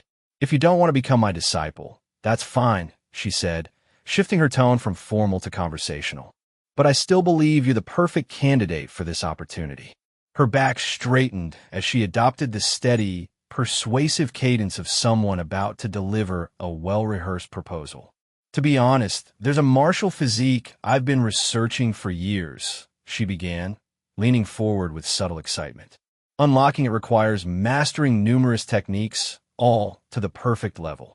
Her gaze settled on Xiang Yu with intense curiosity. Your master mentioned you achieved major success in a technique in just 1 week. That's unheard of. Liao blinked, startled by the revelation. You didn't notice? The Empress's voice echoed in her mind. Your senior brother's comprehension ability is truly exceptional, not beneath your own. The word struck Liao like a jolt. Her senior brother? A genius? She had always thought of him as clever and hardworking, but she hadn't truly considered that he might be innately gifted. Is this martial physique even real? She asked mentally. In theory, yes, but it's never been achieved, the Empress replied evenly. The ancient manuals mention it, but no cultivator has ever succeeded in unlocking it. Why not? Because the requirements are vague. One must master a great number of techniques to perfection, but no one knows the exact number or which types. Many cultivators have tried, but the progress is too slow and uncertain. Eventually, they give up. Liao's lips pressed into a thin line. A slow, unreliable method with no guarantees. Even with her senior brother's incredible comprehension, how long would it take? Years? Decades? She sighed internally. No, she wouldn't rely on this. If there was to be a miracle, she would create it with her own hands, through her own cultivation, through the rebirth pill she had sworn to obtain for him. Meanwhile, Huang Fengqi was still speaking. With your comprehension, you could reach perfect mastery in technique after technique. If the theory is right, you may be the one who succeeds where countless others failed. She paused, her expression sincere. So, what do you think? Does this interest you? Xiang Yu fell silent, his thoughts turning inward. He analyzed the offer carefully, calculating its risks and benefits with his usual cool logic. If the martial physique truly existed, then this was an incredible opportunity. With his system, perfecting techniques wasn't some distant fantasy. It was a matter of time. His knife technique, for example, would likely reach perfect mastery within a month. And if the martial physique truly transformed the body, if it resolved his lack of spiritual roots, then it was everything he'd ever wanted. Not just progress, not just strength, but legitimacy. A real foundation for cultivation, not a patchwork of shortcuts and stolen time. Still, he had to be cautious. This world punished the bold and careless. Accepting the offer without conditions would invite complications, exposure, pressure, and expectations. He had worked too hard to keep his life simple. When he finally looked up, his decision was made. "I can agree," Xiang Yu said calmly, "but I have conditions." Huang Fengqi's eyes sparkled with interest. She expected demands, spirit stones, resources, secret techniques. She was prepared to negotiate.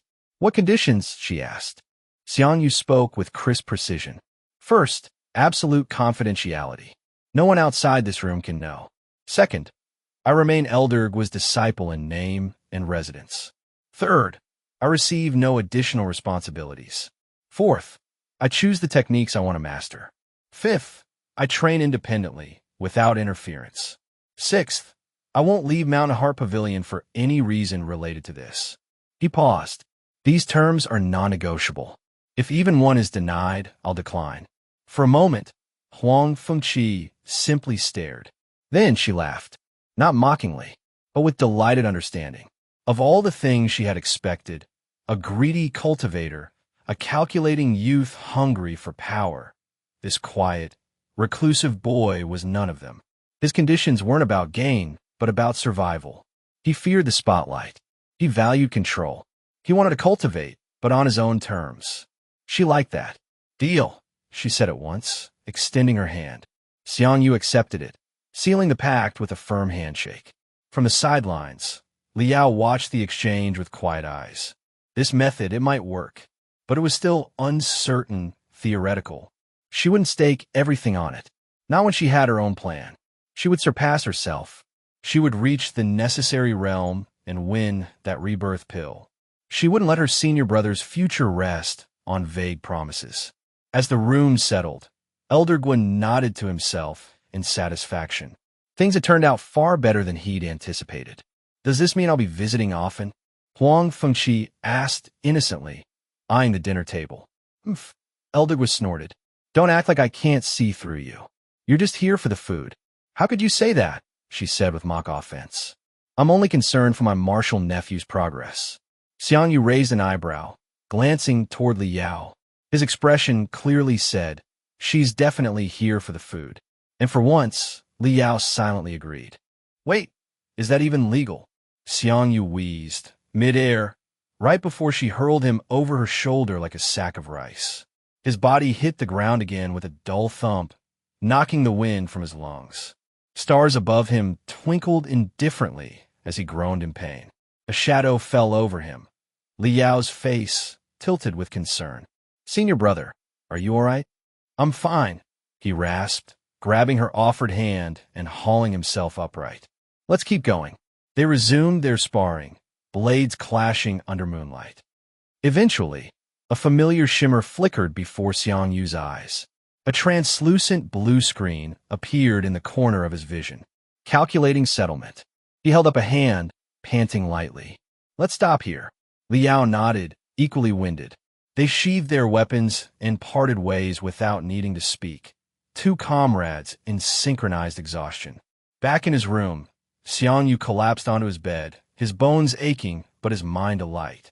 The system's settlement process completed with a satisfying chime. Calculation complete. Enlightenment. Low 1/1000. Mountain Heart Scripture. Second layer 157 to 200. Third layer 0/300. Basic knife technique. Major success 35/470/400. Basic sword technique. Minor success 70/200. 140/200. Cook. 9th grade. 2 out of 100, 4 out of 100. Enlightenment. Low 2/1000. Experience points doubled. Next settlement. 23 hours, 59 minutes, and 59 seconds. Xiang Yu blinked. Cooking. Sure enough, a new stat had appeared under his status screen. Profession, cook. 9th grade. A slow grin spread across his face. Of course it made sense. He had been cooking for a while now, and his meals had been steadily improving. But to see the system acknowledge it, give it a rank and all, that was something else. In this world, cultivation wasn't limited to combat. There were alchemists, formation masters, blacksmiths, and cooks too, it seemed. Sure, 9th grade wasn't impressive, It was the bottom of the professional barrel, but it was still a start. If all else fails, I'll just open a restaurant, Xiang Yu muttered, smirking at the idea. Fewer deadly duels. Better job security.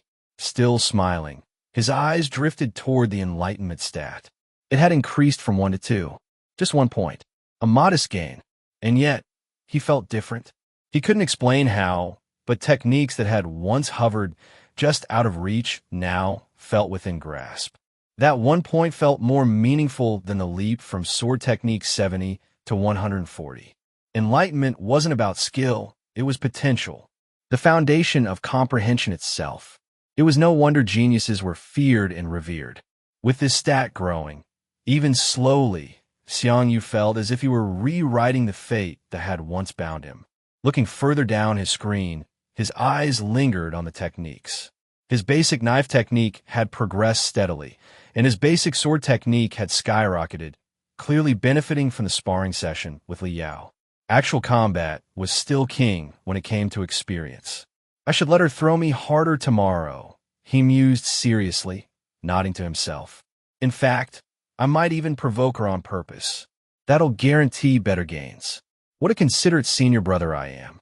Far across the residence, Li Yao sneezed mid-undressing. She frowned. Is that a cold? She paused. Impossible. Her body refinement cultivation should have made such things irrelevant. Shaking her head, she crawled under her covers and shut her eyes, trying to ignore the strange sense of foreboding. Meanwhile, Xiang Yu continued his nightly planning. His sword technique now stood at 140. One more training session, and it would likely breach the next level. Since his system couldn't stack overflowed experience, tomorrow he'd focus purely on knife technique. Finally, his gaze settled on the Mountain Heart scripture, his core cultivation manual. Thanks to the sparring and doubling, he'd crossed the threshold into the 3rd layer, signaling another advancement in his body refining realm. Progress. Measured, steady, and satisfying. He opened his full status screen. Name, Xiang Yu. Realm, body refining 3rd layer. Species, human. Spiritual root, none. Enlightenment, low 2/1000. Professions, cook, 9th grade, 4 out of 100. Technique, basic knife technique. Major success, 70/400. Basic sword technique. Minor success, 140/200. Scriptures, Mountain Heart scripture, 3rd layer, 3/200. System function, EXP doubler, cooldown, 24H. He smiled once more, the system screen flickering before him like a faithful companion. The path ahead remained long and treacherous. But for now, Xiang Yu was progressing, with knives, with swords, and apparently with spatulas. One step closer to survival. One meal at a time. Xiang Yu sat cross-legged on his modest bed, the flickering glow of the system interface illuminating his eyes. His gaze lingered on the updated stats. His progress undeniable, yet the system's conversion rate had shifted again. 10 to 1. The exponential growth of experience now demanded exponentially more effort. Expected, he muttered, massaging the lingering soreness in his arms. Still annoying, though. Despite the harsher exchange rate, his path forward remained firm. The slow, measured increments still led to growth. Slow cultivation was better than no cultivation. But is there a way to accelerate this? The question floated through his mind like a spark. And then it hit him. Li Yao trained in weighted clothing, enhancing both her technique and physical strength simultaneously. It was simple, brilliant, and brutally effective. Why hadn't he thought of it earlier? Of course, there was a catch. He already struggled to land a clean strike on her. Adding resistance would turn their daily beatings, sparring, into actual torture. But a few more bruises seemed a worthy price for faster growth. He sighed with theatrical resignation and murmured to no one in particular, "Sorry, future me. This is for survival." With that, he settled into bed, silently steeling himself for the pain that tomorrow would surely bring. The next morning, the sun peeked over the mountaintops, casting soft light across the training ground. Dew clung to the grass, glistening like scattered pearls as Xiang Yu stepped onto the field, his new weighted clothing pulling heavily at his limbs. Each step felt like wading through water. Every movement demanded full focus. Across from him, Liao raised an eyebrow. "Senior brother, did you put on weights too?" He nodded, adjusting his sleeves with effort. Thought it'd be smart to train both body and technique together. Liao smiled faintly, but said nothing. Her stance shifted into readiness. Their sparring began immediately and predictably, with Xiang Yu landing face first in the dirt. In a chamber overlooking the courtyard, Elder Guo sat with arms folded, observing the clash with narrowed eyes. His gaze carried the quiet pride of a teacher watching students grow. Beside him, seated comfortably on a plush cushion, was Huang Fengqi. "Your disciples are really dedicated," she said, sipping tea as her eyes followed the battle below. "They are," Elder Guo agreed. Then, almost as an afterthought, he turned toward her with a frown. "Wait, what are you doing here again?" She gave him a dazzling smile. "Oh, don't be like that, senior brother. Can't I visit just to observe my martial nephew's progress? You have your own pavilion." "It's so boring over there," she said, twirling a lock of hair between her fingers. "Humph." Elder Guo closed his eyes in mock meditation. "I know you just came for lunch." Giggling, Huang Fengqi made no effort to deny it. Down in the training ground, Xiang Yu leaned heavily against a tree, sweat soaking through his robes. His chest rose and fell with ragged breaths, and his legs trembled beneath the added weight. He watched Liao circle him, seemingly unaffected by her own weighted clothes. How'd she make this look so easy? But pain aside, he could feel the difference.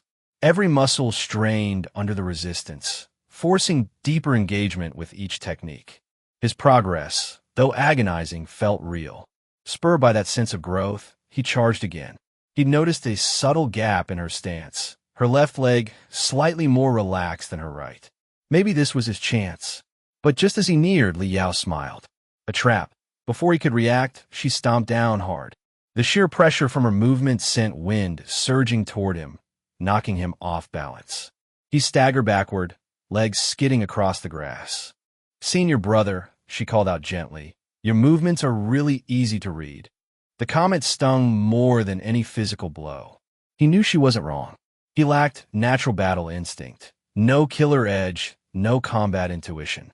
He relied on technique and pattern recognition, but real combat was unpredictable. That kind of instinct could only be forged in battle, not cultivated through quiet practice. She was helping him gain what textbooks could never teach. And in that moment, Xiang Yu felt a strange wave of gratitude wash over him. This was real training. By midday, both disciples were battered, exhausted, and extremely hungry. "Lunch?" Xiang Yu asked, voice hoarse. "Lunch," Liao agreed. Inside the pavilion kitchen, Xiang Yu plated the final dish, wiping his hands on his apron with satisfaction. The table before him gleamed with an array of colorful, fragrant meals. Right on cue, Elder Guo stepped into the dining hall, with Huang Fengqi following cheerfully behind. Liao and Xiang Yu exchanged glances. There was no mistaking the twinkle in their eyes. Before either could speak, Elder Guo had already raised his hand, and bonk, bonk, asterisk. Both disciples received swift, accurate taps on their foreheads. "You little brats, and your wild imaginations," he huffed, settling into his seat. Huang Fengqi laughed without apology, clearly enjoying the playful energy. The meal began. Silence ruled for several moments, punctuated only by the sounds of satisfied chewing. Eventually, Liao broke the quiet. "Senior brother, your cooking's really improving," she remarked, savoring a dumpling. "Are you practicing in secret?" Elder Guo nodded in agreement. "Not bad at all." Xiang Yu simply smiled, saying nothing of his new cooking stat. "Just cooking for you all is enough practice." He served another dish to Huang Fengqi, who accepted it with undisguised delight. After the meal, as dishes were cleared, Huang Fengqi leaned forward with intent. "We did agree to test the martial physique theory," she said, retrieving something from her spatial pouch. "So, I've prepared a few technique manuals." With a casual wave of her hand, She laid out several slim volumes, each neatly bound in colored thread, etched with different elemental or movement markings. There aren't any high-level ones for now, she added apologetically. These are all basic or low-grade techniques, but you can choose whichever you'd like. Her tone shifted slightly, eyes twinkling with anticipation. Don't worry, I'll get you better ones soon. Xiang Yu reached out, fingers brushing across the covers. Each represented a new path, a new experiment, and a step closer to awakening the legendary martial physique. And one of them would be his next conquest. Xiang Yu approached the table with quiet purpose, eyes scanning the neatly arranged manuals laid before him. Each leather-bound book carried the scent of old ink and the promise of power. His fingers moved slowly, pausing to read each title carved into their covers. Low-grade iron body technique. Basic tiger claw. Low-grade stone breaking fist. Basic cloud step. And several more, none of them particularly rare or exceptional. He lingered on the cloud step manual longer than the rest. A basic movement technique could do wonders for his survival. After all, fleeing remained his most successful strategy to date. But his attention was ultimately drawn back to the iron body technique. Though it lacked the grace of evasive footwork, the defensive capabilities it offered were hard to ignore. When escape wasn't an option, enduring was all that remained.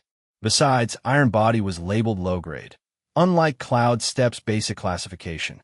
He could guess what this meant. She's testing me, Xiang Yu thought, glancing briefly at Aunt Master Huang, giving me a sample set, waiting to see if I prove myself before handing over the real treasures. He reached out and lifted the iron body manual. You have a good eye, Elderwood commented from across the room, his tone calm but approving. Among these, that's the best. Not quite mid-grade, but close. If you master it to perfection, you'll be able to take a direct hit from someone at the peak of the chi refining stage. Xiang Yu nodded, satisfied with his choice. A technique that helped him survive a blow from a high-level cultivator was worth far more than a flashy move that might only delay the inevitable. After the meal, the elders departed, and the two disciples resumed their routine. But just before they began training, Li Yao paused, her hand reaching into her pouch. Without a word, she pulled out a second manual, this one bound in deep blue cloth, its title etched in elegant golden script. Mid-grade phantom footwork. I noticed you hesitated on the movement technique earlier, she said, her tone casual, but a faint blush warmed her cheeks. This one's better. I got it from the dean, before, you know. She looked away for a moment, then held it out again. Xiang Yu accepted it carefully. His smile, for once, was unguarded. He said nothing, but the meaning was clear. She cared. Perhaps too much. She must think I'm a genius like her, he thought, amused. If she knew I needed a system to keep up, she might be disappointed. Still, he didn't correct her. Not now. After all, with his exponential growth and rising enlightenment, perhaps he could master a mid-grade technique soon. Why not try? Their training resumed with renewed intensity. Iron met steel as Xiang Yu's knife clashed against Li Yao's sword. The sound of strikes rang across the clearing, echoing through the trees. His chest heaved with every breath, his limbs burning from the resistance of his weighted garments. But he pressed on. Every movement of his body refined both the iron body technique and the Mount of Heart scripture. Every strike with his knife fed into his combat techniques. And now, the footwork patterns from the Phantom Manual were subtly layered into his approach. Awkwardly at first, but with growing familiarity. He was cultivating four things at once. Efficiency at its finest. Li Yao's sword swept low, aiming to knock him off balance, but Xiang Yu pivoted just in time. The weights dragged at his speed, but his body adapted quickly. His knife darted forward, only to be knocked clean from his hand with a flick of a wrist. Still, he didn't freeze. Rolling low to the ground, he evaded her follow-up slash and retrieved his weapon in one fluid motion. The cold edge of her sword met his neck before he could rise. Too slow, she said, withdrawing with an amused glint in her eyes. Xiang Yu exhaled, brushing dirt from his robes as he stood. She was right, of course, but he could feel it, his body reacting faster, his instincts sharpening. Each bout, each failure, was forging him into something more dangerous. Liao studied him with quiet appreciation. He was learning. Not as fast as her, perhaps, but he was adaptable, and that mattered more in the chaos of real combat. If he ever reached higher realms, she suspected he wouldn't remain behind her for long. Her smile turned mischievous. That was precisely why she had to enjoy her current superiority while it lasted. It was only a matter of time before the tables turned, and when they did, she had no doubt he would seek revenge in his own ridiculous way. Might as well take emotional compensation in advance. Within her mind, the Empress sighed. She's already planning revenge for things he hasn't even done. Evening crept in slowly, shadows stretching long across the stone courtyard as they returned to the kitchen. Aunt Master Huang was absent today, leaving just the master and his two disciples to share the meal. Xiang Yu's cooking, as always, was simple but delicious.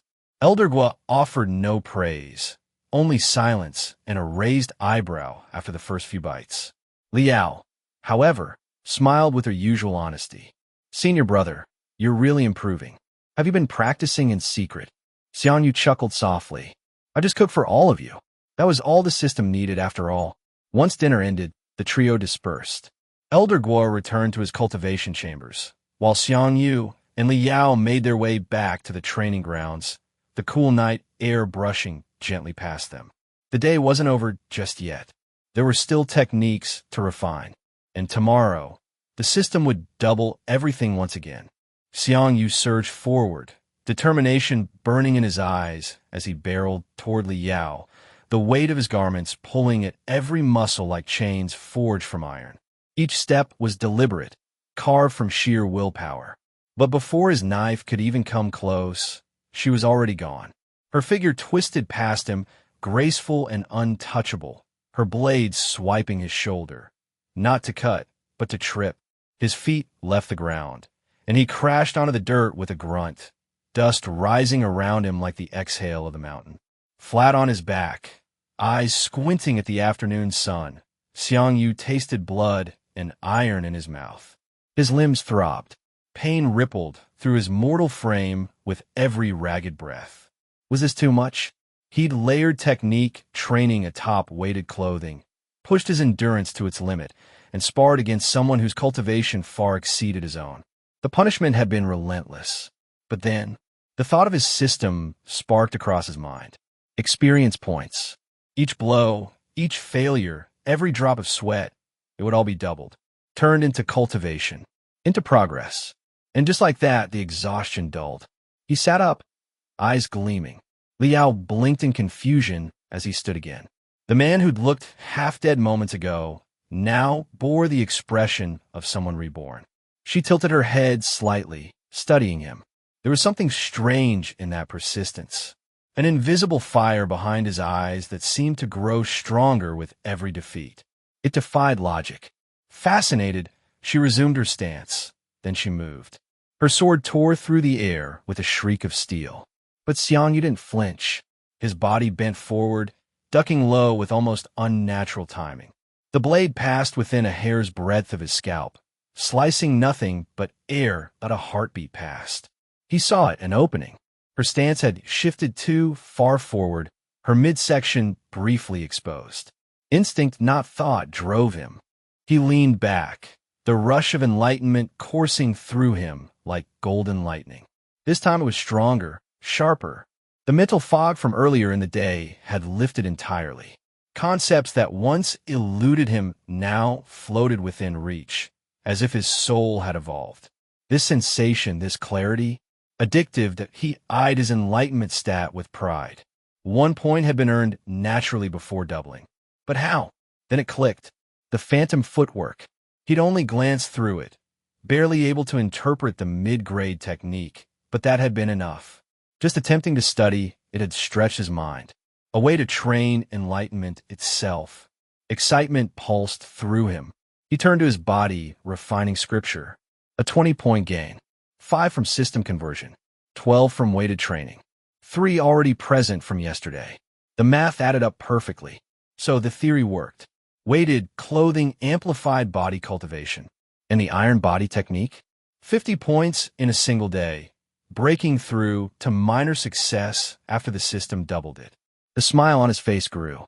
Efficiency, synergy, progress. His knife technique had surged to 240 points. He would likely hit the next level after one more reset. Swordsmanship had now entered the intermediate tier. That will be tomorrow's focus. He glanced at the cook, stat, still 9th grade, but improving steadily. And in his mind, new culinary knowledge blossomed. Subtle flavor balancing, precise temperature control, even aesthetic plating principles. Nothing revolutionary, but enough to feel it. Then his eyes paused. A new stat. Battle instinct. 2/100,000. No stages. No grade. Just a raw number. What was it? A silent grin tugged at his lips. This was something special. Something primal. If enlightenment was the mind's ability to comprehend, then battle instinct was the body's ability to survive. Instinctual reaction. Combat clarity. Muscle memory. The unseen factor that separated technique from killing intent. And the best part?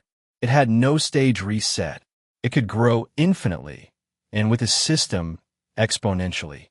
A stat like this didn't just improve a cultivator. It defined one. I'll test it tomorrow, he murmured, letting his body finally surrender to the comfort of rest. His eyes closed, a single thought lingering as he drifted into sleep. Some days soon, I'll stop falling behind. Name, Xiang Yu. Realm, body refining 3rd layer. Species, human. Spiritual root, null. Enlightenment, low 6/1000.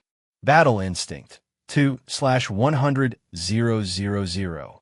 Professions, cook, 9th grade, 16 out of 100. Techniques, low-grade iron body technique. Minor success, 0/200. Basic knife technique. Major success, 240/400. Basic sword technique. Intermediate, 0/300. Scriptures. Mountain Heart Scripture. 3rd layer, 52/300. System function, Double EXP, cooldown, 24 hours. Dawn spilled golden light across the training ground, painting the mountain clearing in hues of amber and fire. 2 silhouettes stood poised against the sunrise. Xiang Yu and Li Yao, swords drawn, breath steady. Morning had always belonged to their discipline, and today was no exception. Xiang Yu adjusted his grip on the sword. Its weight no longer felt foreign. His movements flowed more smoothly than the day before, transitions between forms seamless and precise. But it wasn't just technique, there was something else. A shift in perception. He could almost feel Li Yao's intentions before she acted. She lunged. A deadly arc of silver swept toward him, but Xiang Yu had already moved, his body reacting on instinct, not thought. He pivoted past the strike, avoiding it with a grace that surprised even him. He wasn't faster, not truly, but something inside him was starting to awaken. A spark of insight, a flicker of battle intuition. Across from him, Li Yao's brows lifted slightly. Her senior brother had been improving consistently, but this was different. His responses were tighter, his movements more purposeful, and, most shockingly, his eyes occasionally track her attacks before she even made them. He started to read me, she thought, slicing low to sweep his legs. He crashed to the earth with a grunt, but rose with a satisfied grin. Bruised, winded, but undeniably proud. The battle instinct stat was working. Barely 2 points in, and already it was paying dividends. Reflexes sharpened, perception heightened. He understood now why Li Yao, despite being on par with him in weapon technique levels, consistently outmatched him in combat. Instinct, awareness, the invisible skills born only from relentless battle. With enough growth, he thought, this single stat might allow him to defy cultivation gaps entirely. The thought burned like fuel in his chest as he resumed his stance. And so, their sparring continued, sword against sword, intuition against instinct, until the sun reached its peak and hunger demanded a truce. In the pavilion's kitchen, Xiang Yu moved like a man possessed, each cut precise, each spice measured without error. His culinary rhythm had become effortless, as if his knife understood flavor just as well as it understood combat. Liao leaned against the doorframe, eyes wide with admiration. It wasn't just good, it was art. Even with common ingredients, her senior brother made dishes that looked and smelled like they belonged in royal courts. Just as the first waves of aroma rolled through the air, Elder Wu arrived, trailed as always by the spirited Huang Fengqi. "This time I'm eating extra," she announced immediately. "You people owe me for missing last night's meal." Elder was scoffed. "You missed it. That's your problem. And since when was it yours to hoard?" She shot back with a grin, then turned towards Xiang Yu. "Martial nephew, surely you don't mind?" Xiang Yu smiled warmly. "I even made an extra portion, just in case." "See?" she said triumphantly, turning back to Elder Wu. "Why can't you be more like your disciple?" "You're going to spoil him," the old man grumbled, but even he couldn't resist the aroma drifting past his nose. Argument died quietly as they took their seats. When the food arrived, conversation fell silent. The flavors were transcendent, balanced, deep, harmonious. Bite after bite disappeared in reverent silence. No one dared speak, lest they miss the next heavenly note on their tongues. Even Huang Fengqi, no stranger to gourmet meals, looked up in astonishment. Had the boy improved this much in a single night? Afternoon returned them to the training ground, the familiar rhythm of blades continuing beneath the sky now beginning to bleed into blue. With each strike, Xiang Yu's confidence grew. His sword no longer felt like a tool. It was an extension of him, fluid, alive. The improvement was tangible, not in power, but in flow. A clean parry, a quick counter. His instincts responded faster than his thoughts, turning technique into artistry. So this is what growth feels like, he thought, exhilarated, just before Liao's sword slipped past his guard and sent him sprawling once more. "First," he muttered, groaning, "I need to stay on my feet." Even that loss couldn't dampen his spirits. He got up again, driven by something greater than pride, survival, purpose, hunger for progress. They sparred until twilight cloaked the mountain in shades of violet, then broke only briefly to eat before returning once again to train under moonlight. When they finally sheathed their blades and exchanged quiet goodnights, the sky was blanketed with stars. In her private chamber, Liao sat in perfect meditation, spine straight, eyes closed. Since breaking into core formation, sleep was no longer a necessity. The nights were hers now, undisturbed hours of pure cultivation. Spiritual energy flowed through her with ease, circling her meridians in perfect harmony. Progress came swiftly, and soon, perhaps within the month, she would obtain the rebirth pill. Her promise to Xiang Yu would be fulfilled. That thought alone steeled her focus as her breathing deepened, merging with the mountain's quiet rhythm. Back in his modest room, Xiang Yu lay on his bed, bathed in silver moonlight. Before him, the system screen flickered to life. Calculation complete. Enlightenment. Low 6/1000, 12/1000. Battle instinct. 2/100, 0004/100, 000. Mountain Heart Scripture. Third layer. 72/300, 144/300. Iron Body Technique. Minor Success. 50/200, 100/200. Basic Knife Technique. Major Success. 240/400. Completion. 0/500. Basic Sword Technique. Intermediate. 100/300, 200/300. Cook. 9th grade. 20 out of 100, 40 out of 100. Experience points doubled. Next settlement. 23 hours, 59 minutes, and 59 seconds. His heart thumped. His enlightenment had doubled again, now reaching 12 points. It wasn't just numbers, it felt different. He understood more, learned faster, moved sharper. His iron body technique had reached the halfway mark toward major success, and the knife technique, it had achieved completion. A new tier had begun. His swordsmanship, too, was just one step away from perfection in the intermediate stage. It would certainly advance tomorrow. And the Mountain Heart Scripture had nearly doubled. proof that his layered training method was not only working, it was accelerating. Even his cooking stat had jumped forward. It was more than numbers. His hands moved differently now. He understood heat, balance, timing like never before. And then, there was again, battle instinct. 4 points. Only 4 out of 100,000. But even now, it had transformed his combat intuition. He could only imagine what 20 or 200 or 20,000 would feel like. A soft smile crossed his lips. He wasn't fast yet. He wasn't strong. He didn't have spiritual roots or divine talent. But he had something else. Progress. Relentless, unstoppable progress. And with every sunset, with every doubled point, with every bruise, he was getting closer to his goal. Name, Xiang Yu. Realm, body refining 3rd layer. Species, human. Spiritual root, null. Enlightenment, low, 12/1000. Battle instinct, 4/100,000. Professions, cook, 9th grade, 40/100. Technique, iron body technique. Minor success, 100/200. Basic knife technique. Completion, 0/500. Basic sword technique. Intermediate, 200/300. Scriptures. Mountain Heart Scripture. 3rd layer, 144/300. System function. Double EXP. Cooldown, 24 hours. The wave of enlightenment struck Xiang Yu like a tidal force, cascading through his mind in blinding clarity.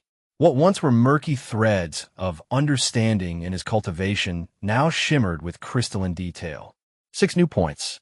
On the surface, it didn't sound like much, but the experience itself left him breathless, his consciousness reeling from the sheer influx of comprehension. He exhaled slowly, grounding himself against the aftershock. If this is how 6 points feel, what happens when it doubles again? The thought sent a thrill through his spine. And yet, buried beneath the exhilaration, a flicker of unease stirred. Would his mortal mind always be able to withstand it? His attention shifted toward the newly updated battle instinct, only to find it unchanged. He blinked once. Then again a quiet sigh escaped him. It seemed this elusive stat wouldn't grow merely from combat practice alone. Still, Xiang Yu's smile returned. That was fine. The system was patient. So was he. Exponential growth would eventually make even the slowest stat yield. Time was his greatest ally. He flicked through the rest of his status. His culinary insights had quietly blossomed. An array of new flavor pairings, preparation methods, and heat control techniques had imprinted themselves into his memory. Tomorrow's meals would surely be another level higher. The thought made him eager to test them. Then came the Mountain Heart Scripture, plus 32 experience. Of that, 20 were new growth, unaided by any technique conversion. That meant his raw physical cultivation, exercising, sparring, weight training, had finally begun generating meaningful progress on its own. An encouraging sign. More than that, it proved his body was adapting faster than before. His knife technique had also surpassed expectations, resetting to 0 after reaching completion. He was now walking a road most cultivators only dreamed of. Great completion lay ahead, followed by perfect mastery. He was finally touching the upper ceiling of basic techniques. His sword technique, too, had crossed the halfway mark toward its next breakthrough. The iron body technique was progressing steadily through minor success, likely to evolve to intermediate with just another solid day of training. The only technique that remained elusive was the mid-grade phantom footwork, but even that was slowly unraveling in his mind. Then, a different thought pulled at him: conversion rates. His theory had grown more robust. Basic techniques offered diminishing returns once used to advance higher layers of the Mountain Heart Scripture. Intermediate techniques didn't yield anything for the 3rd layer. Major success translated poorly. Completion might provide a 5-to-1 ratio for the 3rd layer, and later, a 10-to-1 ratio for the 4th. But beyond that, he'd need new material, new techniques of higher tiers. No loophole was perfect, it seemed that he closed his eyes. The calculations could wait. His mind had stretched far enough tonight. Sleep pulled at him like a whispering tide, and he let go, drifting in his slumber with a small, satisfied smile. Name, Xiang Yu. Realm, body refining third layer. Species, human. Spiritual root, null. Enlightenment, low, 12/1000. Battle instinct, 4/100,000. Professions, cook, 9th grade, 40/100. Technique, low-grade iron body technique. Minor success, 100/200. Basic knife technique. Completion, 0/500. Basic sword technique. Intermediate, 200/300. Scriptures. Mountain Heart Scripture. Third layer, 160/300. System function, Double EXP, cooldown, 24 hours. Morning painted the mountains in soft amber as Xiang Yu rose, mind sharp and body eager. His first instinct, now deeply ingrained, was to check his system. The completion knife technique had reset, as expected. That confirmed his plan for the day. Focus exclusively on the knife. The sword technique was already close to its next stage and didn't require urgent effort. Maximizing today's yield meant prioritizing the knife. Completion was a rare tier and would surely convert experience more efficiently than anything else. He stepped into the training ground, knife gripped in familiar fingers. The blade felt natural now, alive, like a limb he'd been born with. His stance reflected the transformation. No necessity motion, no tensión, just precise stillness, a foundation forged through pain, sweat, and relentless repetition. Across the clearing, Li Yao paused, her sword still sheathed as she studied him. Her brows furrowed. Something had changed. So it's the knife today, she thought, eyes narrowing. There was a quiet certainty in his posture that hadn't existed before. The subtle angle of his wrist, the way his weight distributed evenly across both legs, the micro movements that marked a true master. Has he already reached completion? He has indeed reached completion, the Empress's voice murmured in her mind. Li Yao's breath caught. She hadn't meant the question literally, but now that it was confirmed, her chest tightened with strange emotion. Her lazy, food-obsessed senior brother had silently crossed a threshold most outer sect disciples could only dream of. And not just technique. His awareness, his intuition, had leapt to another level. As her fingers brushed the hilt of her sword, Xiang Yu's eyes flicked to her hand. Not just watching, predicting. He was already reading the trajectory of her strike before it began. A smile curved her lips. So that's how it is. You're finally taking this seriously. Her sword flashed from its sheath, slicing through the morning air in a blur. Xiang Yu's body moved on instinct, barely fast enough to twist out of the way, the edge of her blade grazing the edge of his sleeve. He couldn't match her speed. Not yet. But his perception, that was another matter entirely. They clashed. Knife against sword. Sharp edge against graceful arc. Again and again. The rising sun lit their silhouettes as they danced between offense and defense. Her sheer power met his growing understanding, her fluid grace answered by his perfect control. Each blow was a lesson, each counter an evolution. Sweat glistened across Xiang Yu's brow, but his breathing remained steady, focused, relentless. Li Yao's strikes pressed harder now, her eyes gleaming with something close to delight. He was still slower, still weaker, but he was catching up, and for the first time, she wasn't sure how long she'd stay ahead. The morning sun gleamed against Li Yao's sword as she deflected Xiang Yu's strike with effortless grace, turning his force aside with a flick of her wrist. He stumbled back, the recoil nearly toppling him.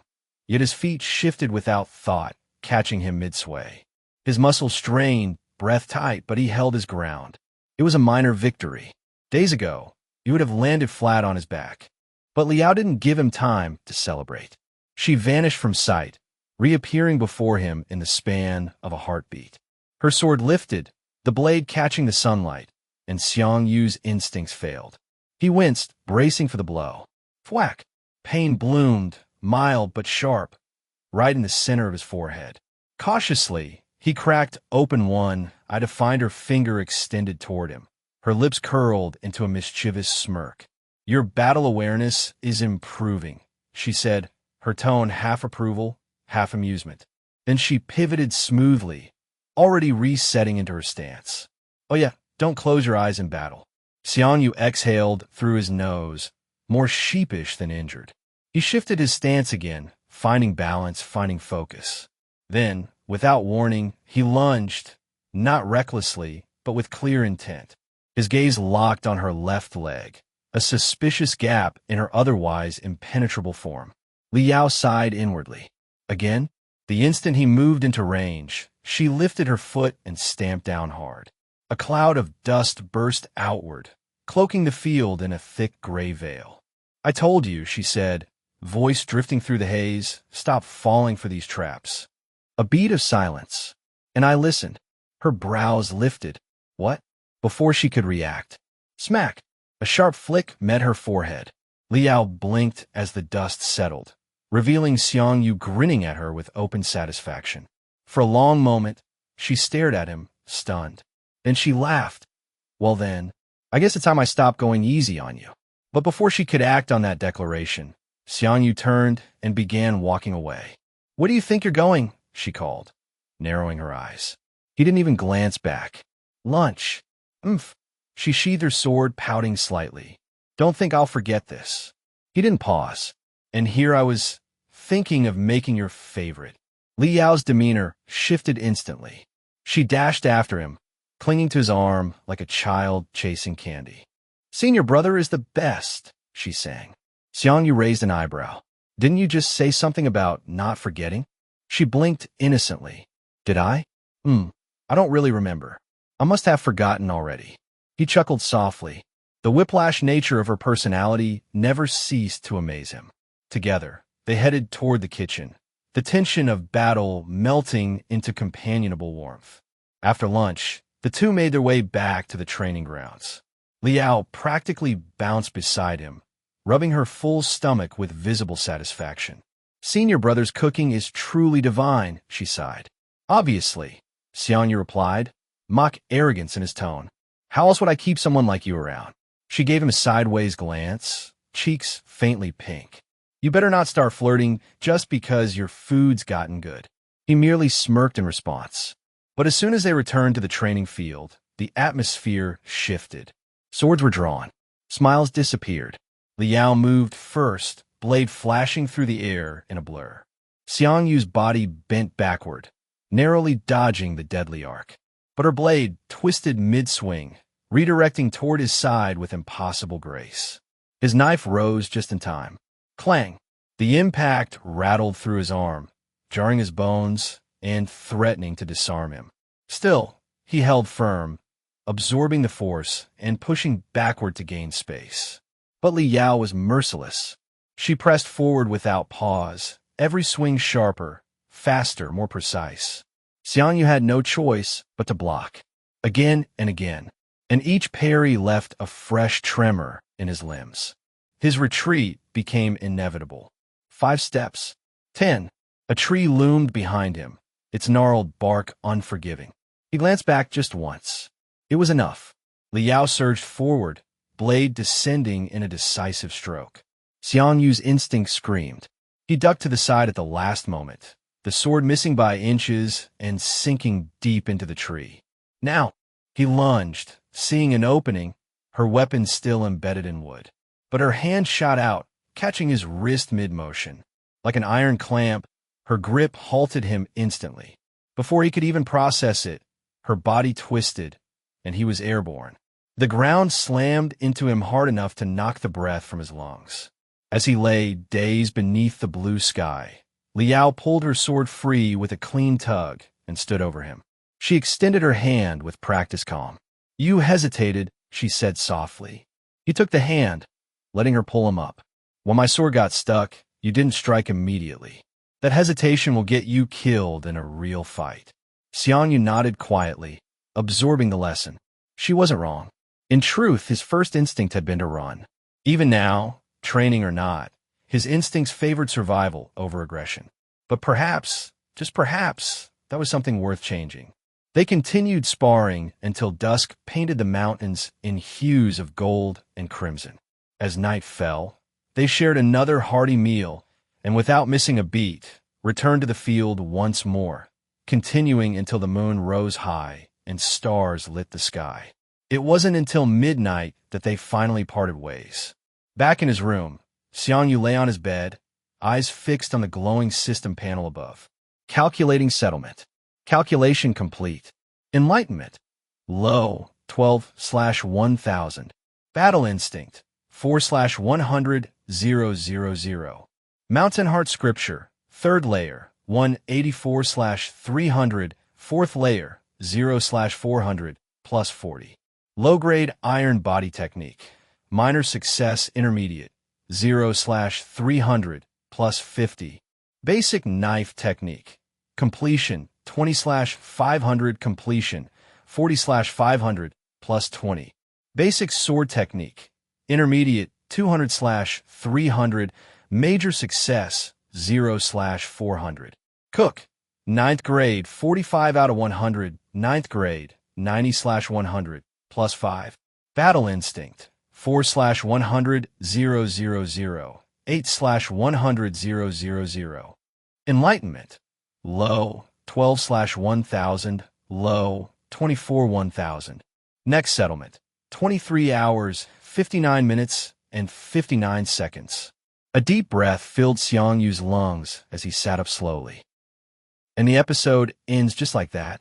Our boy's EXP doubled again, the system's broken, and the enemies left speechless. If you made it this far, you're already halfway to becoming a peak cultivator yourself. So do the smart thing. Subscribe if you haven't already, and join the sect of overpowered readers. Leave a comment if you double your EXP in real life, and I'll see you in the next chapter of this crazy journey.